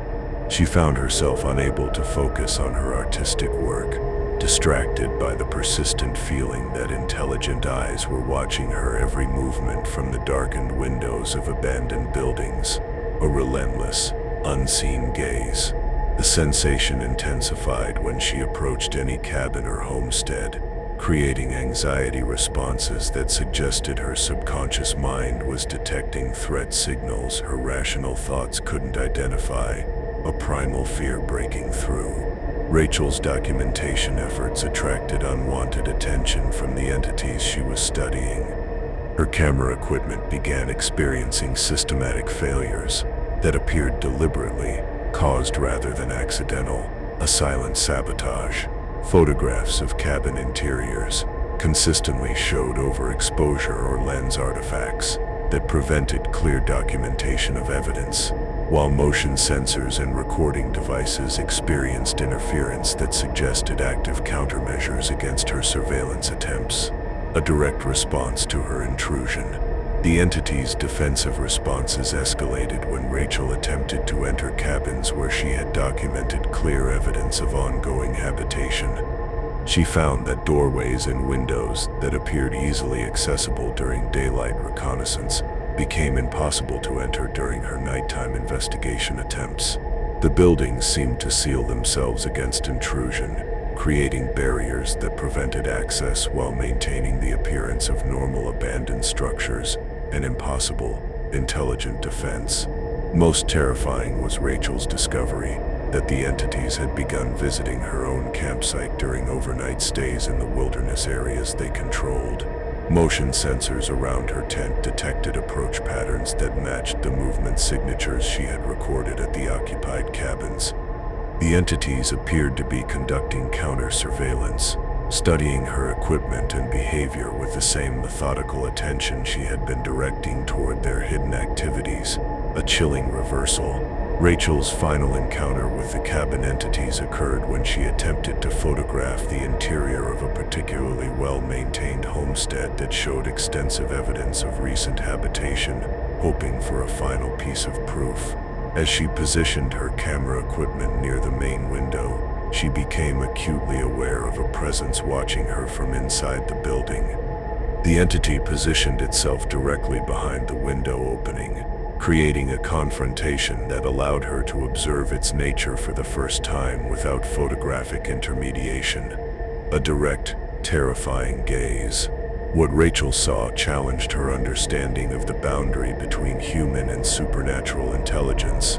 The entity appeared fundamentally human in basic structure, but wrong in ways that suggested either severe physical alteration or origins outside normal human development. A grotesque mockery of humanity. Its proportions were subtly incorrect, with limbs that seemed too long and joints that moved with flexibility that exceeded normal human range of motion, an impossible anatomy. Most disturbing were its eyes, which reflected available light with an intensity that indicated biological adaptations for improved night vision, eyes of the deep dark. The entity's behavior during their direct encounter suggested intelligence and curiosity rather than hostility or territorial aggression. It examined Rachel with obvious interest, tilting its head and adjusting its position to maintain optimal observation angles as she moved around the cabin exterior. The interaction felt like a mutual study session, with both parties documenting each other's appearance and behavior for later analysis, a silent, chilling exchange. Rachel terminated her investigation following this direct encounter, recognizing that her documentation activities had crossed from research into active engagement with entities that possessed both the intelligence and capability to respond to her presence in ways that could compromise her safety. Her final photographs of the cabin window showed the entity maintaining its observation position, watching her departure with the patient attention of a sentinel that understood her retreat, represented only a temporary withdrawal rather than permanent abandonment of its territory, a promise of return. The watchers in the windows represent something far more complex than simple supernatural residents of abandoned buildings. They demonstrate organized territorial behavior, systematic surveillance capabilities, and adaptive responses to human intrusion that suggest coordinated intelligence operating throughout the Appalachian wilderness, a hidden, organized network.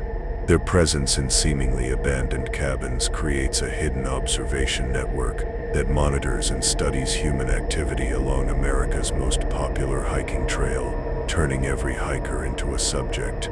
What makes the watchers truly terrifying isn't their occupation of forgotten homesteads or their surveillance of hiking activity. It's their demonstrated ability to maintain organized operations while remaining virtually undetectable to the thousands of people who pass through their territory each year. They represent a parallel intelligence that has established permanent residence in the spaces abandoned by human civilization, creating hidden communities that study surface human behavior while maintaining perfect concealment in plain sight, a masterful deception. The question isn't whether entities occupy the abandoned cabins that dot the Appalachian wilderness, watching modern hikers from darkened windows while maintaining their forgotten homesteads with supernatural care. The question is what they've learned from decades of patient observation, and whether their careful study of human behavior is preparation for more direct interaction with the surface world they monitor so systematically from their hidden mountain refuges. Story 9. The Disappearing Trail Markers. And this is where everything changes for you. The white blazes that mark the Appalachian Trail, those comforting strokes of paint, represent more than simple navigation aids. They are lifelines, guiding millions of hikers safely through 2,000 miles of wilderness from Georgia to Maine, a promise of direction, These distinctive 2-inch by 6-inch white paint marks appear every 50 to 100 feet along the trail, painted on trees and rocks by volunteer maintainers who understand that consistent marking can mean the difference between a successful hike and a deadly emergency, between life and a chilling disappearance. But in certain sections of the trail, something is systematically removing these crucial markers, creating zones of navigational chaos where experienced hikers become hopelessly lost. Despite following paths they've traveled for years, their knowledge turned against them. Trail maintainer David Kim first noticed this insidious pattern during routine maintenance work in the remote wilderness sections of North Carolina's Nantahala National Forest in spring 2022, a subtle, disturbing shift in his familiar world. As a volunteer with the Appalachian Trail Conservancy, Kim was responsible for maintaining trail markers across a 20-mile section that included some of the most challenging terrain along the entire trail corridor. His work involved repainting faded blazes, clearing vegetation that obscured markers, and adding new blazes where trail reroutes required updated navigation guidance, a labor of love and duty. Kim discovered that blazes he had painted during his previous maintenance cycle 6 months earlier had completely disappeared from trees that showed no evidence of natural wear or weather damage, a disturbing impossibility. The missing markers weren't simply faded or partially obscured. They had been removed so thoroughly that the underlying bark showed no trace of paint residue or chemical staining, as if they had never been there at all. Most puzzling was the unnerving precision of the removal process, which had eliminated the paint without damaging the tree surfaces or leaving tool marks that would indicate mechanical scraping, a method beyond human capability. Initially attributing the missing blazes to vandalism or unauthorized trail modifications, Kim began meticulously documenting the locations and patterns of marker disappearances. His records revealed something that transformed routine maintenance concerns into evidence of systematic sabotage, targeting the trail's very navigation infrastructure, a deliberate act of malevolence. The missing blazes followed specific patterns that seemed designed to create maximum confusion for hikers, while subtly maintaining enough markers to prevent immediate awareness of navigational compromise, a sinister deception.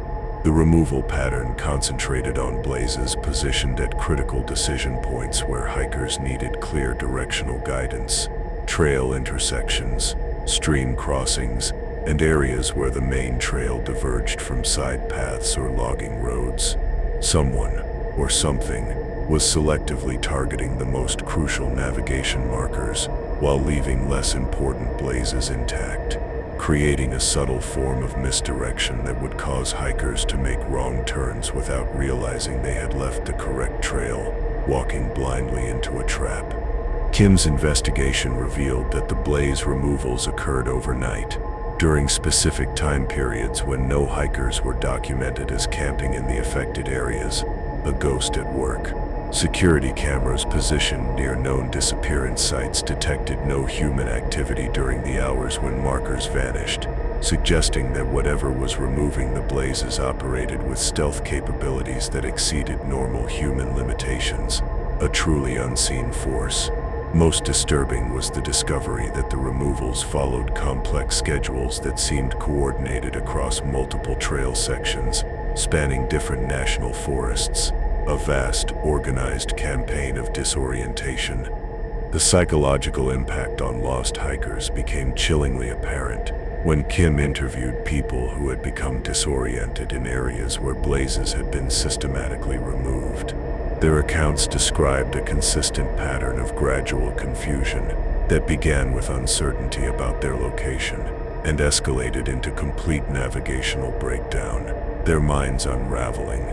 Hikers reported following what they believed to be the main trail for hours before realizing they had been following unmarked paths that led deep into wilderness areas where rescue operations would be extremely difficult, a torturous journey into the unknown. Most unsettling were reports from experienced hikers who claimed to have seen white blazes that led them off the correct trail, only to discover later that no official markers existed in those locations. These phantom blazes appeared to be painted with materials that matched the official trail marking specifications, but guided hikers toward remote areas where they became increasingly lost and disoriented, a lure into the abyss.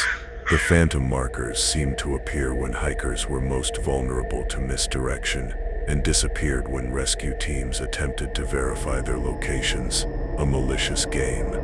Kim's research attracted the attention of Dr. Sarah Chen, a behavioral psychologist who had been studying the psychological effects of navigational uncertainty on wilderness travelers. Chen's analysis revealed that the blaze removal pattern followed sophisticated principles of cognitive manipulation, creating navigational confusion that triggered specific psychological responses in lost hikers. The missing markers weren't randomly distributed, but strategically positioned to exploit known weaknesses in human spatial reasoning and decision-making under stress, a deliberate attack on the mind. According to Dr. Chen's research, the systematic removal of trail blazes created a form of environmental gaslighting that undermined hikers' confidence in their navigation abilities and spatial awareness, a profound betrayal of trust. Lost hikers began to question their own memories of trail conditions, their ability to read maps and compasses, and their fundamental understanding of wilderness navigation. This psychological destabilization made them more susceptible to poor decision-making and increased their likelihood of becoming severely lost in areas where rescue operations faced significant challenges, a perfect insidious trap. The pattern of blaze disappearances correlated with increased missing persons cases in the affected trail sections, a chilling, undeniable link. Analysis of search and rescue data revealed that hikers disappeared most frequently in areas where marker removal had been documented within the previous 30 days. The missing persons weren't random victims, but appeared to be specifically targeted individuals who met certain criteria related to their hiking experience, equipment capabilities, and solo travel status, a meticulous predatory selection. Kim's investigation took a disturbing turn when he discovered evidence that the blaze removal process involved more than simple paint elimination. Trees that had lost their white markers showed biological changes that suggested exposure to substances or processes that shouldn't exist in natural forest environments, an unnatural corruption. Bark analysis revealed chemical alterations that went beyond surface paint removal, indicating that whatever was eliminating the blazes was also modifying the underlying tree biology in ways that prevented future marker adhesion, a permanent erasure. The chemical analysis attracted attention from Dr. Michael Torres, a biochemist specializing in environmental contamination studies. Dr. Torres's examination of affected trees revealed the presence of organic compounds that didn't match any known natural or industrial chemicals, an alien signature. The substances appeared to be designed specifically to neutralize paint adhesion while promoting rapid healing of bark surfaces, suggesting technology or biological processes that exceeded current human capabilities, a truly advanced unseen force. Most disturbing was Dr. Torres's discovery that the chemical compounds continued to affect trees for months after initial exposure, creating zones where new trail blazes couldn't be effectively applied. Volunteer maintainers found that fresh paint applied to previously affected trees would fade or disappear within days, regardless of weather conditions or paint quality, an impossible resistance. The affected areas were gradually expanding, creating growing sections of trail where permanent marking became impossible to maintain, a creeping, inexorable spread of chaos. Kim's surveillance efforts to identify the source of blaze removal yielded evidence that challenged rational explanation. Motion-activated cameras positioned near vulnerable markers detected activity during the hours when blazes disappeared, but the recorded footage showed environmental disturbances rather than identifiable agents of removal. Trees appeared to shed their paint marks spontaneously, as if the blazes were being absorbed into the bark or dissolved by unknown natural processes, a silent, impossible magic. The recorded footage revealed the blaze removal occurred in conjunction with other environmental anomalies that suggested supernatural intervention in forest ecosystems, a coordinated assault on reality. Wildlife behavior changed dramatically during removal events, with nocturnal animals fleeing the area and diurnal species remaining inactive, despite normal activity periods, their primal instincts screaming danger. Temperature fluctuations created localized weather patterns that didn't match regional conditions, while electromagnetic interference affected electronic equipment positioned near affected trees, a disruption of our world. Park Service investigators found evidence that the blaze removal problem extended far beyond Kim's maintenance area. Similar reports of systematic marker disappearance came from trail sections in Virginia, Tennessee, Pennsylvania, and Maine, suggesting a coordinated phenomenon affecting the entire Appalachian Trail corridor, a vast, unseen operation. The removals followed seasonal patterns that correlated with peak hiking periods, concentrating during times when the maximum number of people would be affected by navigational disruption, a deliberate, predatory timing. The scope of the phenomenon suggested organization and planning that exceeded the capabilities of human vandalism or environmental activism.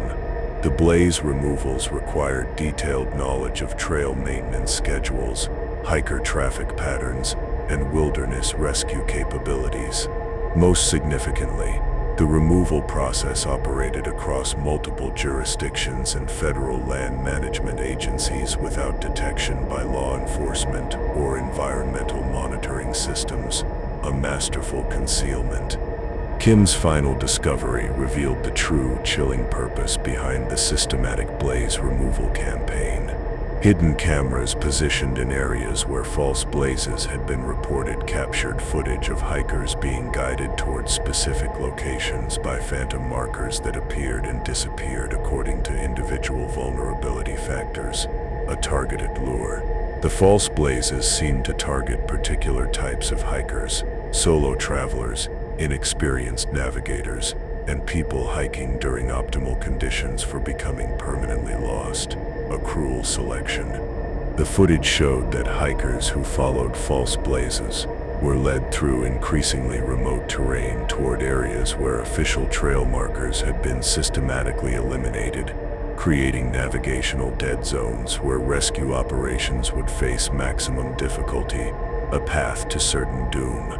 The false marker system appeared designed to collect specific types of hikers, while maintaining plausible deniability about the supernatural nature of their disappearance, a perfectly executed, chilling deception. The disappearing trail markers represent something far more sinister than environmental vandalism or natural marker degradation. They demonstrate organized intervention in the Appalachian Trail's navigation infrastructure, designed to create controlled opportunities for hiker disappearance, while maintaining the appearance of natural or accidental circumstances, a masterful manipulation. The systematic nature of the removals, combined with the appearance of false markers that guide vulnerable hikers toward dangerous areas, suggests intelligent planning and execution by entities that understand human navigation psychology and wilderness rescue limitations, a precise, calculated horror. What makes the disappearing blazes truly terrifying isn't just the navigational chaos they create for individual hikers. It's the undeniable evidence that something is actively manipulating the trail's safety infrastructure to facilitate the collection of human travelers, according to criteria that remain hidden behind the phantom markers and vanishing blazes, a dark, unknown purpose. The Appalachian Trail's white blazes represent trust between hikers and the wilderness, a sacred promise that following the markers will lead to safety and successful completion of the journey. When that trust is systematically violated by intelligent forces that use our own navigation systems against us, every white blaze becomes a potential trap, rather than a beacon of security, a broken cross of faith. The question isn't whether trailblazers are disappearing from critical navigation points along the Appalachian Trail, replaced by false markers that guide hikers toward areas where rescue becomes impossible. The question is what happens to the people who follow those phantom blazes into the growing navigational dead zones, and whether the systematic elimination of trail markers is preparation for a larger campaign to transform America's most famous hiking trail into a collection system for entities that understand our vulnerabilities better than we understand their intentions. Story 10. The Emergency Calls. Now, listen carefully, because what the stars don't tell you openly is this cell phone coverage along the Appalachian Trail is notoriously unreliable, with vast sections of wilderness where modern communication technology simply cannot function due to mountainous terrain and the absence of cellular towers, a silent void. Emergency responders know these dead zones intimately, understanding that hikers who become lost or injured in remote areas often cannot call for help until they reach established communication points near roads or populated areas, a cruel isolation. This makes the 911 calls that emergency dispatchers have been receiving from impossible locations all the more disturbing, a chilling paradox. Distress calls originating from areas where no cellular signal should exist, made by hikers who are often found to be missing when rescue teams arrive at the reported coordinates, a phantom cry. Dispatcher Jennifer Walsh first encountered the phenomenon during a routine night shift at the Shenandoah County Emergency Communications Center in November 2020.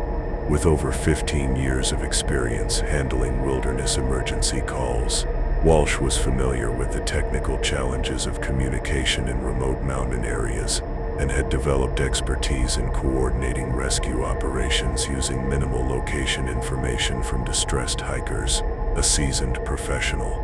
What she received at 3:17 a.m. that night challenged everything she understood about cellular communication capabilities in the Appalachian wilderness, a rupture in her understanding. The call came through as a standard 911 emergency, with GPS coordinates that placed the caller approximately 8 miles into Shenandoah National Park, in an area known for complete cellular dead zones where emergency calls were impossible. According to all telecommunications mapping data, a technical impossibility. The caller identified himself as Marcus Chen, a solo hiker who reported being lost and disoriented after following trail markers that had led him into unfamiliar terrain. His voice was clear, and the connection stable, suggesting strong cellular signal strength that shouldn't exist at his reported location. Walsh immediately dispatched search and rescue teams to the GPS coordinates while maintaining contact with Chen to gather additional information about his condition and surroundings, a desperate race against time. During their 23-minute conversation, Chen described landscape features that didn't match topographical maps of his supposed location, including a stone bridge over a deep ravine that appeared on no official surveys of the area, an impossible landmark. Most puzzling was his report of seeing lights from buildings in the distance, suggesting human habitation in wilderness areas that contain no documented structures, a phantom settlement. The search and rescue team reached Chen's reported coordinates within 2 hours, but found no trace of the missing hiker or evidence of recent human presence in the area, only cold ashes where hope once burned.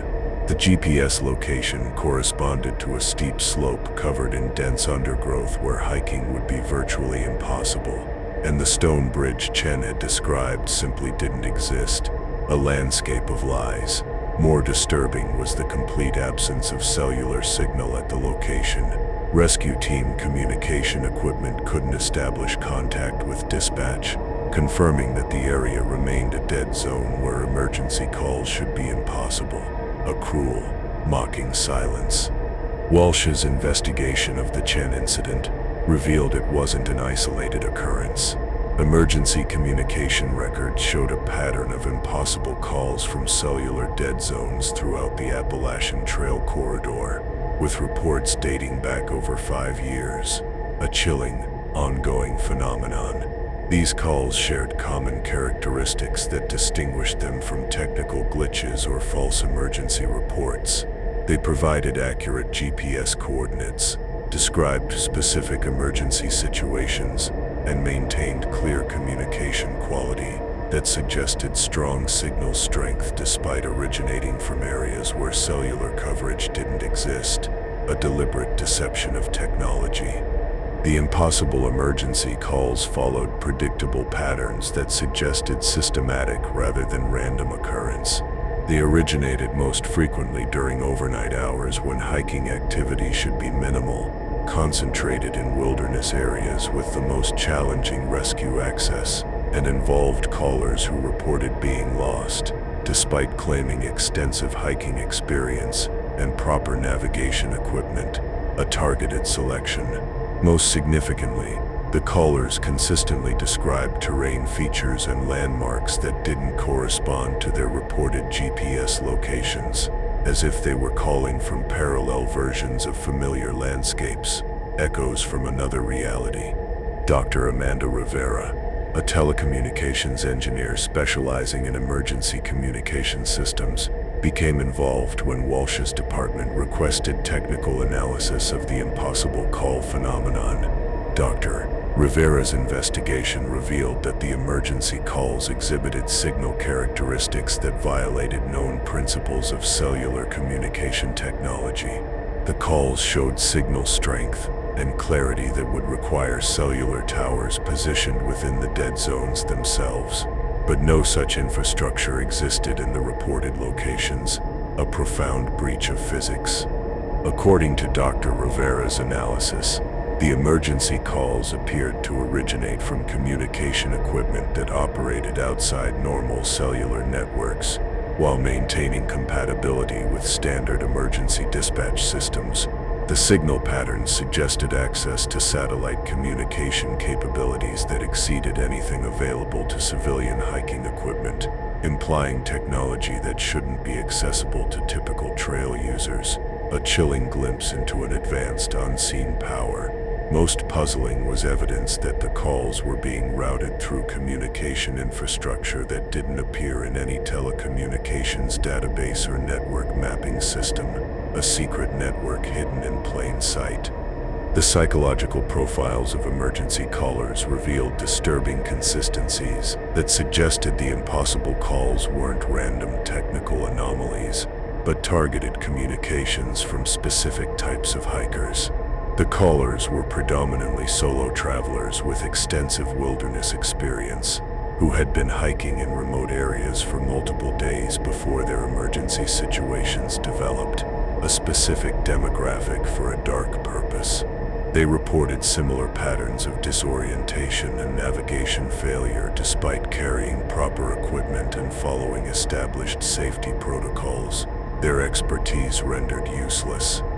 Walsh's analysis of caller behavior during emergency conversations revealed that many hikers seemed confused about their own identity and recent activities. Callers frequently corrected themselves about basic information like their names, ages, and hiking experience, as if accessing memories that didn't quite match their current understanding of themselves, their minds a broken mirror.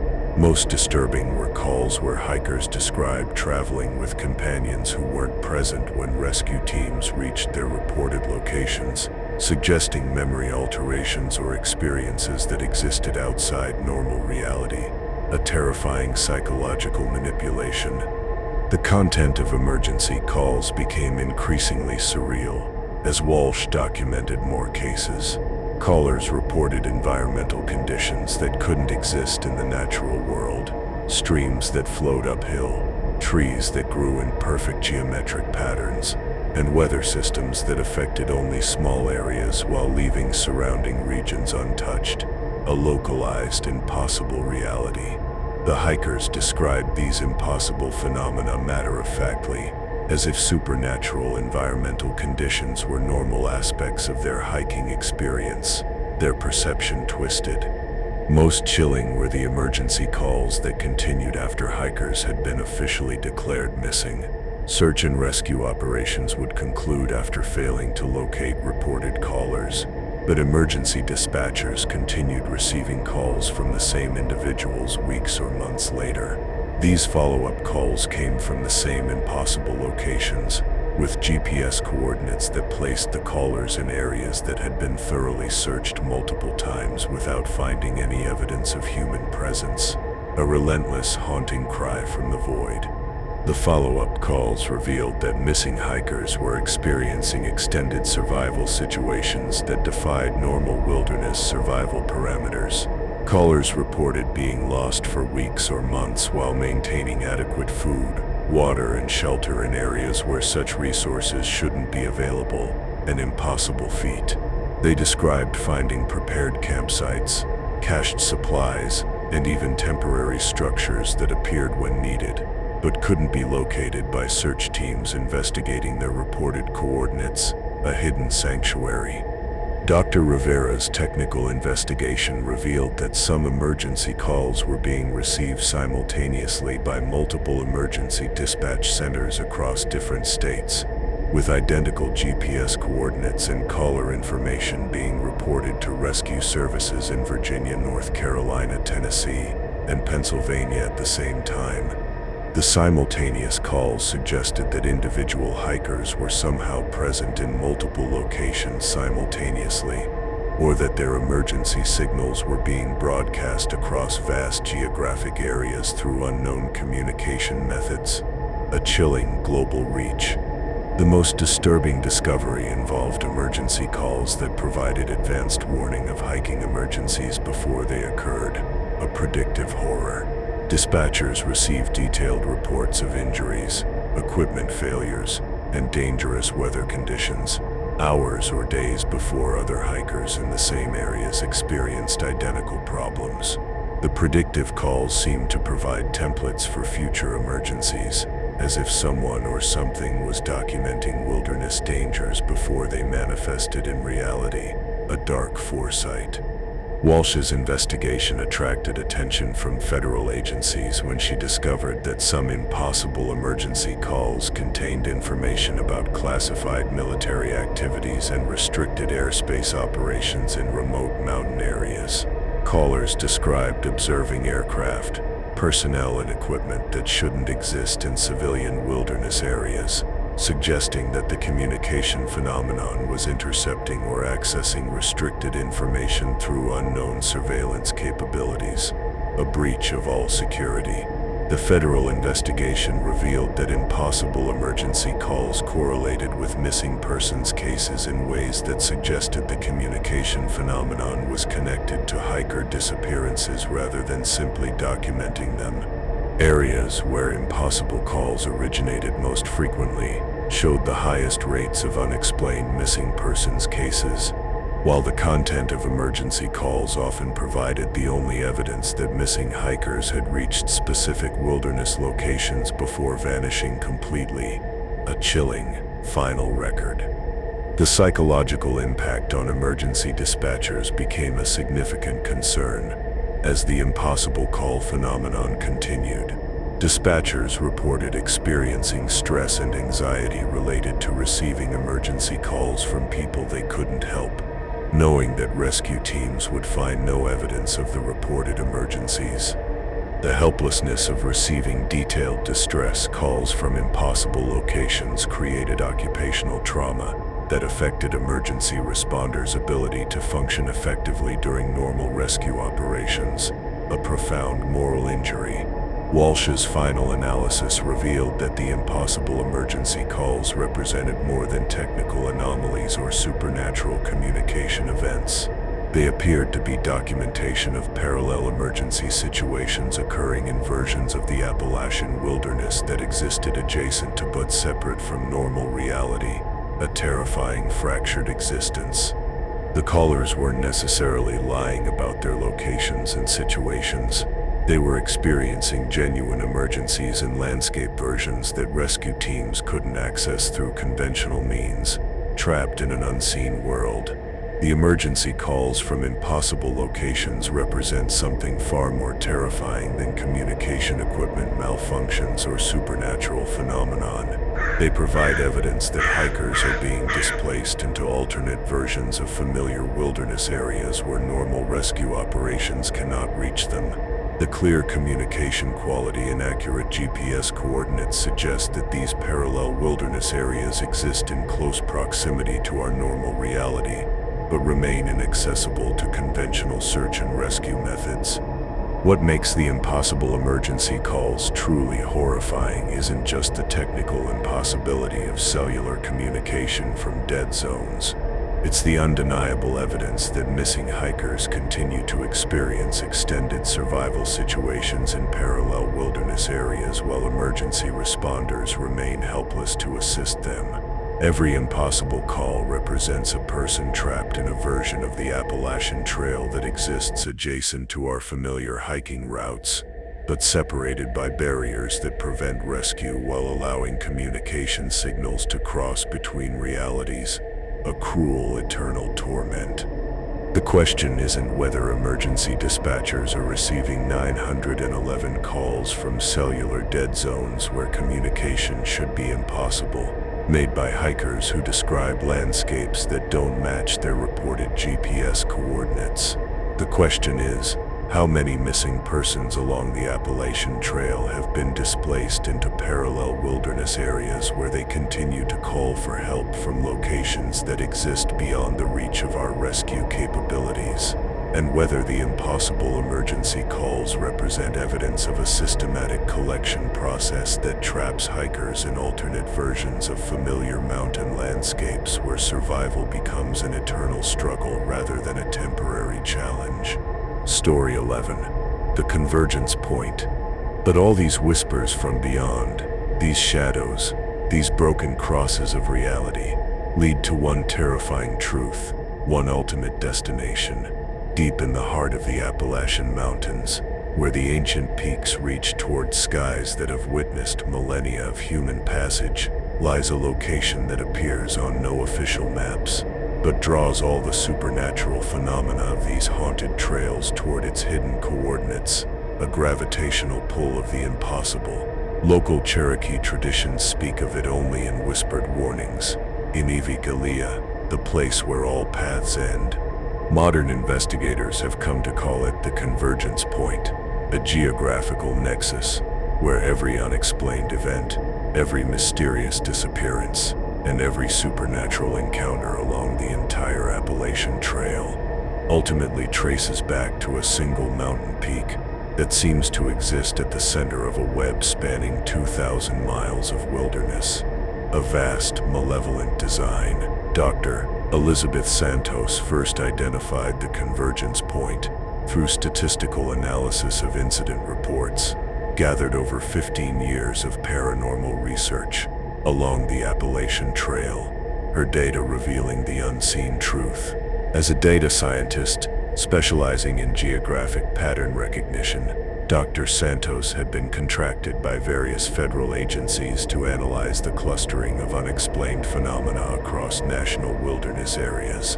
Her assignment seemed routine: identify environmental or geographical factors that might contribute to higher rates of hiking accidents and missing persons cases in specific trail sections. A mundane task. What Dr. Santos discovered through her analysis defied conventional understanding of random distribution and geographical influence on human behavior.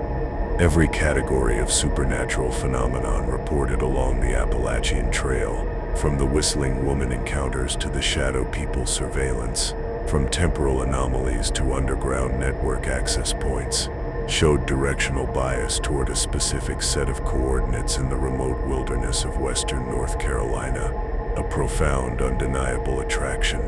The statistical probability of such convergence occurring through random chance was virtually zero, suggesting intelligent design behind the positioning of supernatural activity, a chilling blueprint of chaos. The mathematical precision of the convergence pattern indicated that supernatural phenomena weren't randomly distributed along the trail, but strategically positioned to funnel human encounters toward the central coordinates, a silent, deadly herding. The Whistling Woman's territory formed the outermost detection network, identifying potential targets and guiding them toward areas where shadow people could conduct detailed surveillance, a psychological screening. Time-slip zones created temporal confusion that made hikers more susceptible to misdirection, while disappearing trailblazes eliminated reliable navigation options that might allow escape from the supernatural influence network, severing their connection to reality. Dr. Santos's analysis revealed that the convergence point operated as a collection system spanning the entire Appalachian Trail, with each supernatural phenomenon serving a specific function in a coordinated process designed to identify, isolate, and ultimately transport selected individuals to the central location, a grand systematic harvest. The underground tunnel networks provided hidden transportation corridors, while the abandoned cabin surveillance posts monitored surface activity to optimize collection efficiency. Emergency calls from impossible locations served as tracking beacons, allowing coordination of supernatural activities across vast distances, a terrifying, unseen symphony. The Cherokee oral traditions about invocation provided crucial context for understanding the convergence point's historical significance, a wisdom passed down through generations. According to tribal elder Joseph Crow Feather, the location had been forbidden territory for over 8 centuries, designated as a place where the boundary between the physical and spiritual worlds had been permanently compromised, a gaping wound in reality. Cherokee tradition described the peak as the site of an ancient catastrophe that had torn holes in reality itself, creating permanent gateways that allowed entities from other dimensions to establish operations in our world, a primal, ancient horror. The traditional accounts described unveiling as a mountain that existed partially outside normal space and time, visible from certain angles but impossible to approach through conventional navigation, a geographical paradox. Cherokee hunting parties reported that the peak appeared to move position depending on the observer's location and intentions, maintaining consistent distance regardless of travel direction or duration. The mountain seemed to exist in a state of geographical flux that made it simultaneously present and absent from the physical landscape, a mirage of stone and earth. Dr. Santos organized an expedition to locate and investigate the convergence point, using the coordinates identified through her statistical analysis, a bold, dangerous endeavor. The research team included specialists in geology, paranormal investigation, electromagnetic phenomena, and Cherokee cultural traditions, a diverse group confronting the unknown. Their mission was to document the physical characteristics of the location and determine what geographical or geological features might account for its role as a supernatural focal point, the heart of the darkness. The expedition faced immediate challenges that confirmed the unique nature of their destination. GPS equipment began providing contradictory readings as the team approached the calculated coordinates, with different devices showing their location in different states despite traveling together. A technological breakdown. Compass readings became unreliable, spinning wildly or pointing toward directions that didn't correspond to magnetic north. Their tools of navigation betrayed. Most disturbing was the discovery that their path toward the convergence point was being monitored by every type of supernatural entity they had previously documented along the Appalachian Trail, a welcoming committee of horrors.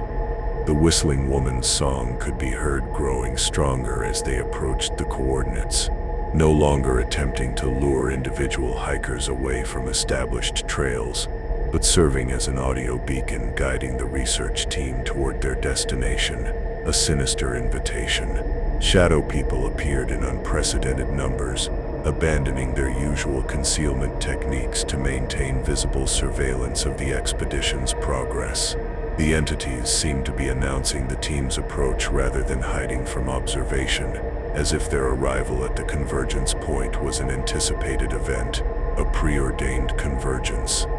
The research team discovered that the convergence point existed in a state of environmental impossibility that violated multiple laws of physics simultaneously. The peak appeared to support ecosystems from different climatic zones at the same elevation, with tropical vegetation growing alongside Arctic plants and soil that maintained multiple temperature gradients within inches of each other. A landscape of contradictions.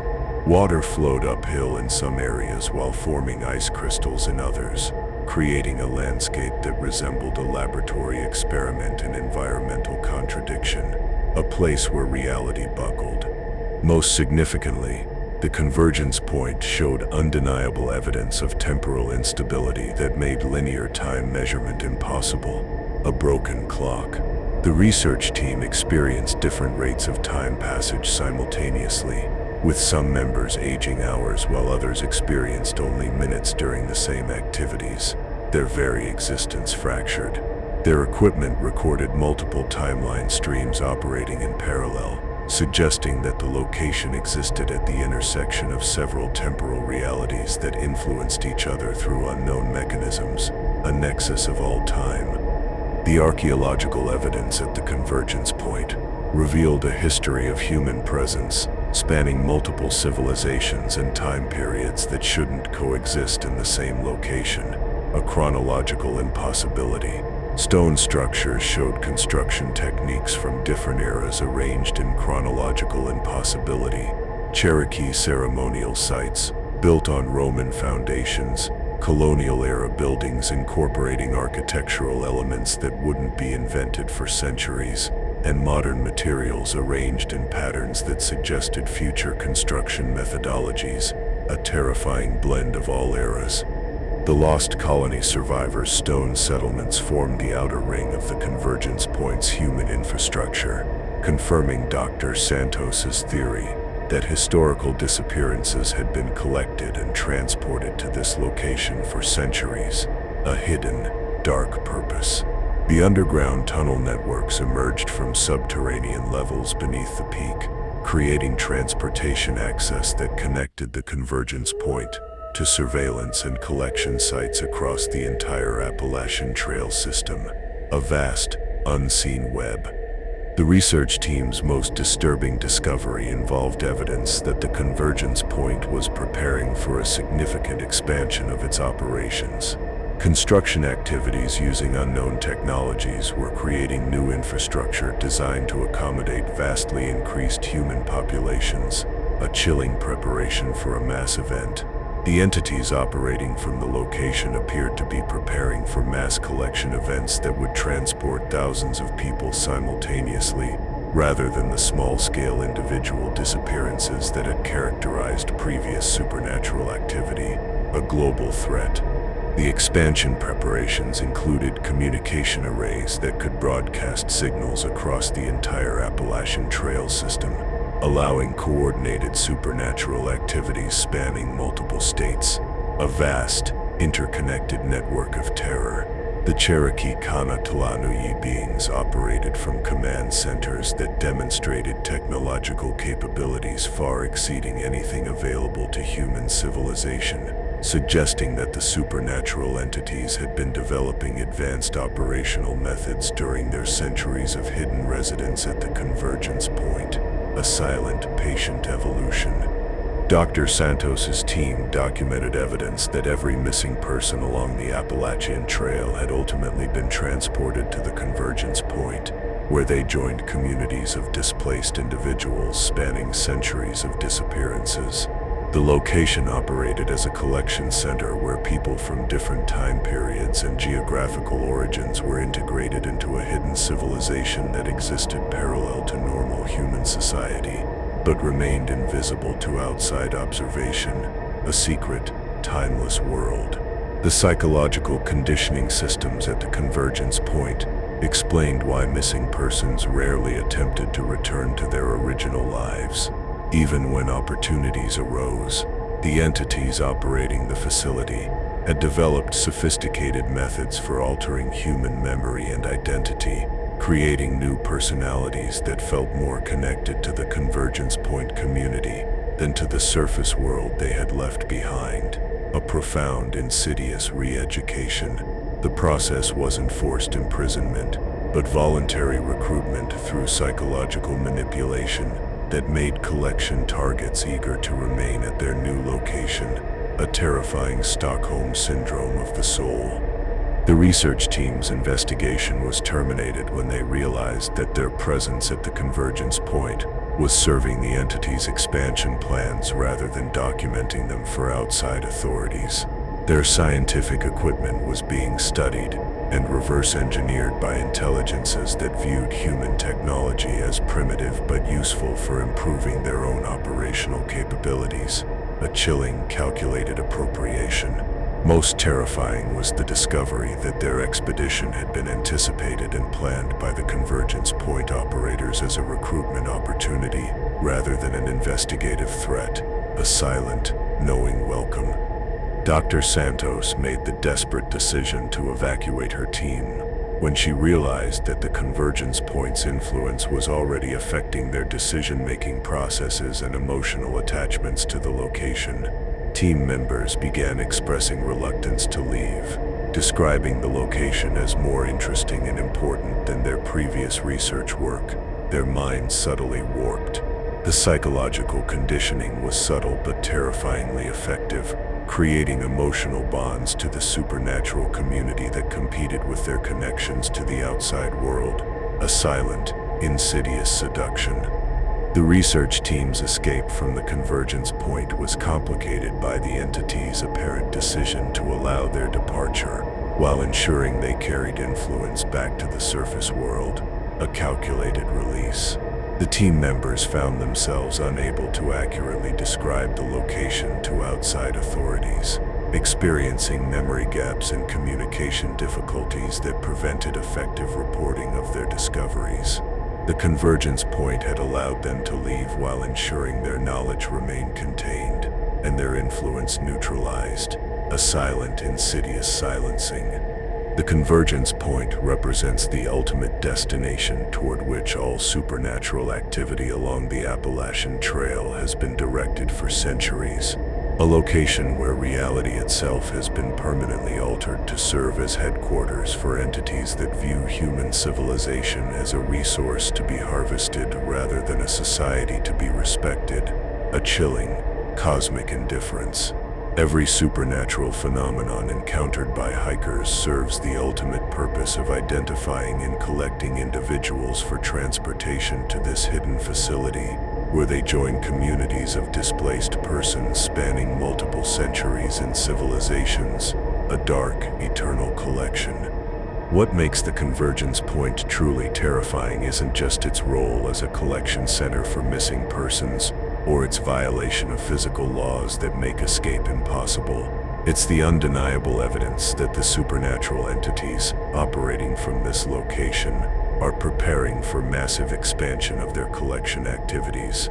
The infrastructure improvements, communication upgrades, and recruitment preparations suggest that the small-scale disappearances that have characterized supernatural activity along the Appalachian Trail are merely preliminary operations designed to perfect methods that will soon be applied on a much larger scale, a truly global threat. The question isn't whether a hidden location exists at the center of all supernatural phenomena along the Appalachian Trail, serving as headquarters for entities that have been collecting human populations for centuries, while remaining invisible to outside detection. The question is whether the Convergence Point's expansion preparations indicate that the supernatural collection system is transitioning from selective individual recruitment to mass population harvesting that will transform the Appalachian Trail from America's most famous hiking destination into a collection corridor for entities that view our entire civilization as potential residents for their timeless mountain community. Story 12. The truth behind the veil. Now, I must whisper a warning that will cling to your soul like cold ashes. After decades of relentless investigation, hundreds of documented encounters, and countless missing persons cases. The question that haunts every researcher who has dared to delve into the supernatural phenomena of the Appalachian Trail isn't what exists in these ancient mountains, it's why. What purpose drives entities that possess capabilities far beyond human understanding to maintain such elaborate surveillance and collection operations along America's most famous hiking trail? A relentless, patient focus. The answer, when glimpsed through the accumulated, interconnected evidence of these 12 mysteries, reveals a truth more disturbing than any individual supernatural encounter. The Appalachian Trail serves as a testing ground where humanity itself is being evaluated by intelligences that will soon decide our species' ultimate fate, a cosmic judgment. Dr. Rebecca Morrison, former director of the Appalachian Anomalies Research Project, spent 37 years documenting supernatural phenomena along the trail before making the connections that revealed the underlying purpose behind centuries of mysterious activity, a profound, terrifying revelation. Her final report, submitted to an undisclosed federal agency in December 2023, synthesized evidence from every major supernatural investigation conducted since the trail's establishment in 1921. What Morrison discovered through this comprehensive analysis transformed isolated incidents into undeniable evidence of a coordinated assessment program designed to evaluate human behavior, capabilities, and potential for evolution or, chillingly, elimination. According to Morrison's findings, the supernatural entities operating throughout the Appalachian Corridor aren't random manifestations of unknown phenomena, but representatives of an intelligence network that has been studying human development for millennia, an ancient, patient jury. The Cherokee Kanatlanui beings, the underground tunnel operators, the watchers in abandoned cabins, and every other documented entity serve specialized functions within a vast research operation designed to understand human psychology, social behavior, technological capabilities, and evolutionary potential, a comprehensive dossier on our species. The Whistling Woman's role extends beyond simple predation. She serves as a psychological screening device that identifies individuals with specific mental characteristics that make them valuable research subjects. Her ability to manipulate human emotions and decision-making through auditory stimuli provides data about cognitive vulnerabilities that could be exploited on a species-wide level. Each person who follows her song into the wilderness undergoes evaluation of their susceptibility to supernatural influence, providing information about human mental defense mechanisms and their limitations, a chilling psychological profile.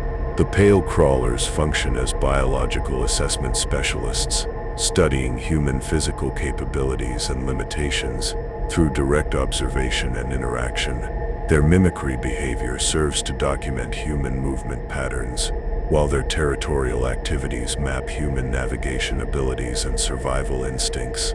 The intelligence they gather about human physical performance feeds into larger evaluations of our species' adaptive potential and biological resilience under extreme conditions, a cold, clinical assessment of our physical form. The time-slip phenomena represent controlled experiments in temporal manipulation, designed to test human psychological responses to chronological displacement and reality distortion. The entities conducting these experiments are evaluating whether humans can maintain mental stability when fundamental assumptions about time and causality are violated, gathering data about our cognitive flexibility and adaptation potential for existence in environments where normal physical laws don't apply, a trial by shattered reality. Morrison's analysis revealed that the shadow people serve as long-term behavioral monitoring specialists, documenting human social patterns, individual decision-making processes, and group dynamics over extended observation periods. Their surveillance network generates detailed psychological profiles of human personalities, allowing the intelligence network to predict and potentially control human behavior through targeted interventions that exploit documented individual vulnerabilities, a terrifying prescient manipulation. The Cherokee warnings about forbidden peaks weren't primitive superstitions, but accurate intelligence about testing zones where human subjects underwent intensive evaluation under controlled supernatural conditions. The Kanatalaniui beings used these restricted areas to conduct experiments that would be impossible in normal environments, studying human responses to reality manipulation, entity contact, and environmental impossibility. The traditional protocols for avoiding these areas represented survival information passed down through generations of tribal encounters with the testing operations, a vital, ancient defense. The Lost Colony Connection revealed the historical scope of the intelligence network's human collection and study programs. The Roanoke colonists weren't the victims of random supernatural intervention, but selected subjects, transported to long-term research facilities where their adaptation to supernatural environments could be monitored across multiple generations. The stone settlements found throughout the mountains represent field stations where human subjects undergo extended observation while believing they live in hidden refuges rather than research laboratories, a profound, cruel deception. The underground network serves as infrastructure for transporting research subjects between testing facilities, while maintaining comprehensive surveillance of surface human activity. The tunnel systems allow entities to move human subjects without detection while gathering intelligence about surface civilization through observation points that provide complete coverage of the Appalachian Trail corridor. The collected hiking equipment and personal belongings represent archived samples of human technology and culture, studied to understand our species' development trajectory, a vast, chilling museum of humanity.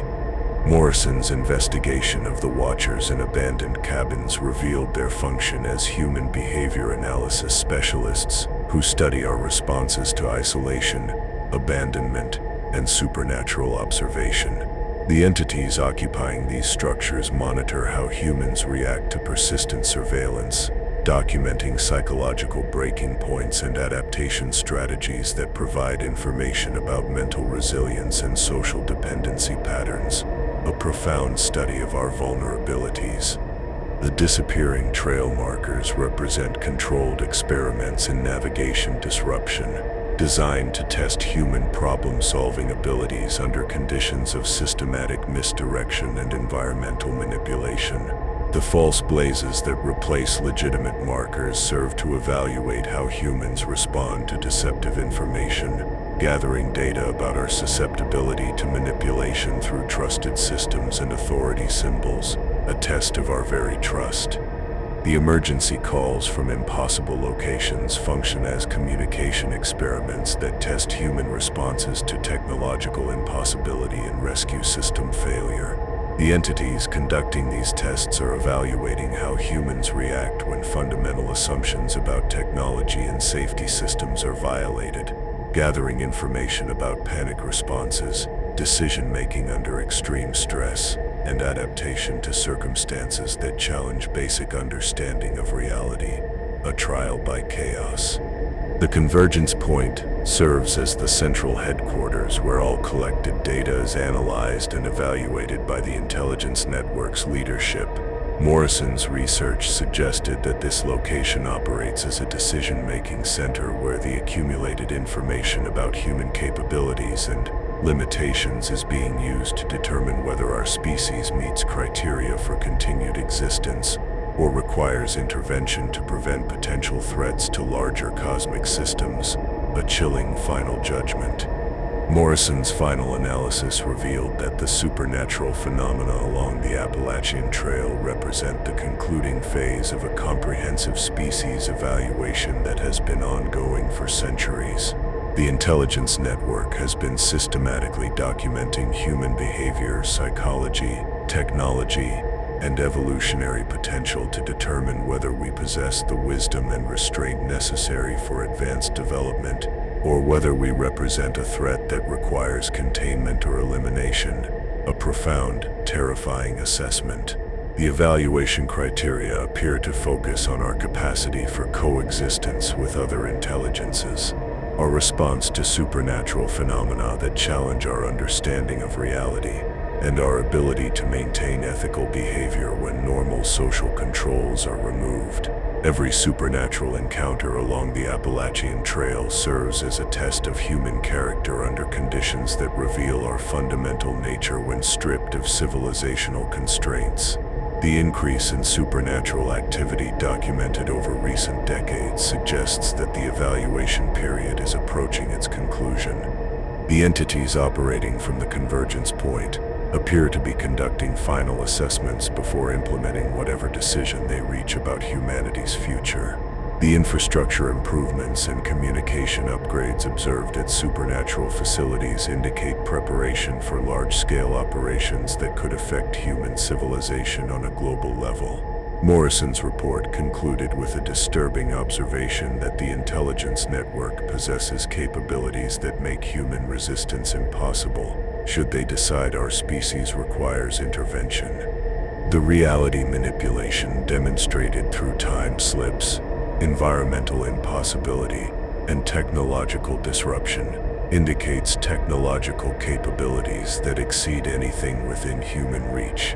Our only defense lies in demonstrating, through our behavior, that we deserve continued independent existence. The truth behind the supernatural phenomena of the Appalachian Trail extends far beyond regional mysteries or isolated paranormal incidents. The mountains serve as a testing laboratory where humanity itself undergoes evaluation by intelligences that possess the power to determine our species' ultimate fate.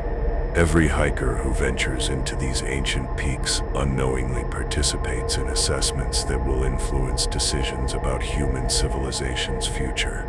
The entities conducting these evaluations haven't revealed their criteria for species success or failure, leaving humanity to demonstrate our worthiness through our natural behavior under supernatural pressure. Our responses to the impossible, our treatment of the vulnerable, our capacity for wisdom in the face of the unknown, all are being documented and analyzed by intelligences that view our entire civilization as subjects in an ongoing experiment whose results will determine whether we continue to exist as an independent species. Morrison's final warning emphasized that the evaluation period may be ending soon, based on patterns of increased supernatural activity and infrastructure development at key facilities. The intelligence network appears to be transitioning from data collection to decision implementation, suggesting that humanity may soon learn whether we have passed or failed tests we never knew we were taking. But perhaps the most terrifying aspect of Morrison's conclusions isn't the revelation that we're being evaluated by superior intelligences. It's the chilling possibility that we've already failed their assessment, and the increasing supernatural activity represents preparation for implementation of whatever intervention they've decided our species requires. The question isn't whether supernatural entities control the Appalachian Mountains. It's whether they're preparing to extend that control far beyond the ancient peaks where they've been studying us for so long. The truth behind the veil may be that the supernatural phenomena of the Appalachian Trail represent humanity's final examination, and we may discover too late whether our species has earned the right to determine its own destiny, or whether that choice has already been taken from us by intelligences that view our entire civilization as nothing more than subjects in a laboratory experiment whose conclusions will reshape the future of human existence on Earth. Yet even now, as you hear these words, the evaluation continues. Every person who walks these ancient trails, every choice made in moments of supernatural encounter, every response to the impossible and unknown, all contribute to a final assessment, whose outcome remains hidden behind supernatural observations that may determine whether humanity faces a future of continued independence or finds itself subject to intervention by entities whose judgment may prove more final than any force our species has ever confronted. The Appalachian Trail remains open. The ancient paths still beckon to those seeking solitude and natural beauty. But now you know what watches from the shadows, what evaluates from the hidden places, and what decisions may await those who venture into mountains that serve as more than wilderness recreation areas. They're testing grounds where the future of human civilization hangs in the balance, waiting for a verdict from intelligences that may have already reached their conclusions about our species' worthiness to continue existing as masters of our own fate. 12 stories, hundreds of missing hikers, centuries of supernatural surveillance. The Appalachian Trail isn't just America's most famous hiking destination. It's a testing ground where humanity's future is being decided by intelligences that have been watching us far longer than we've been watching for them.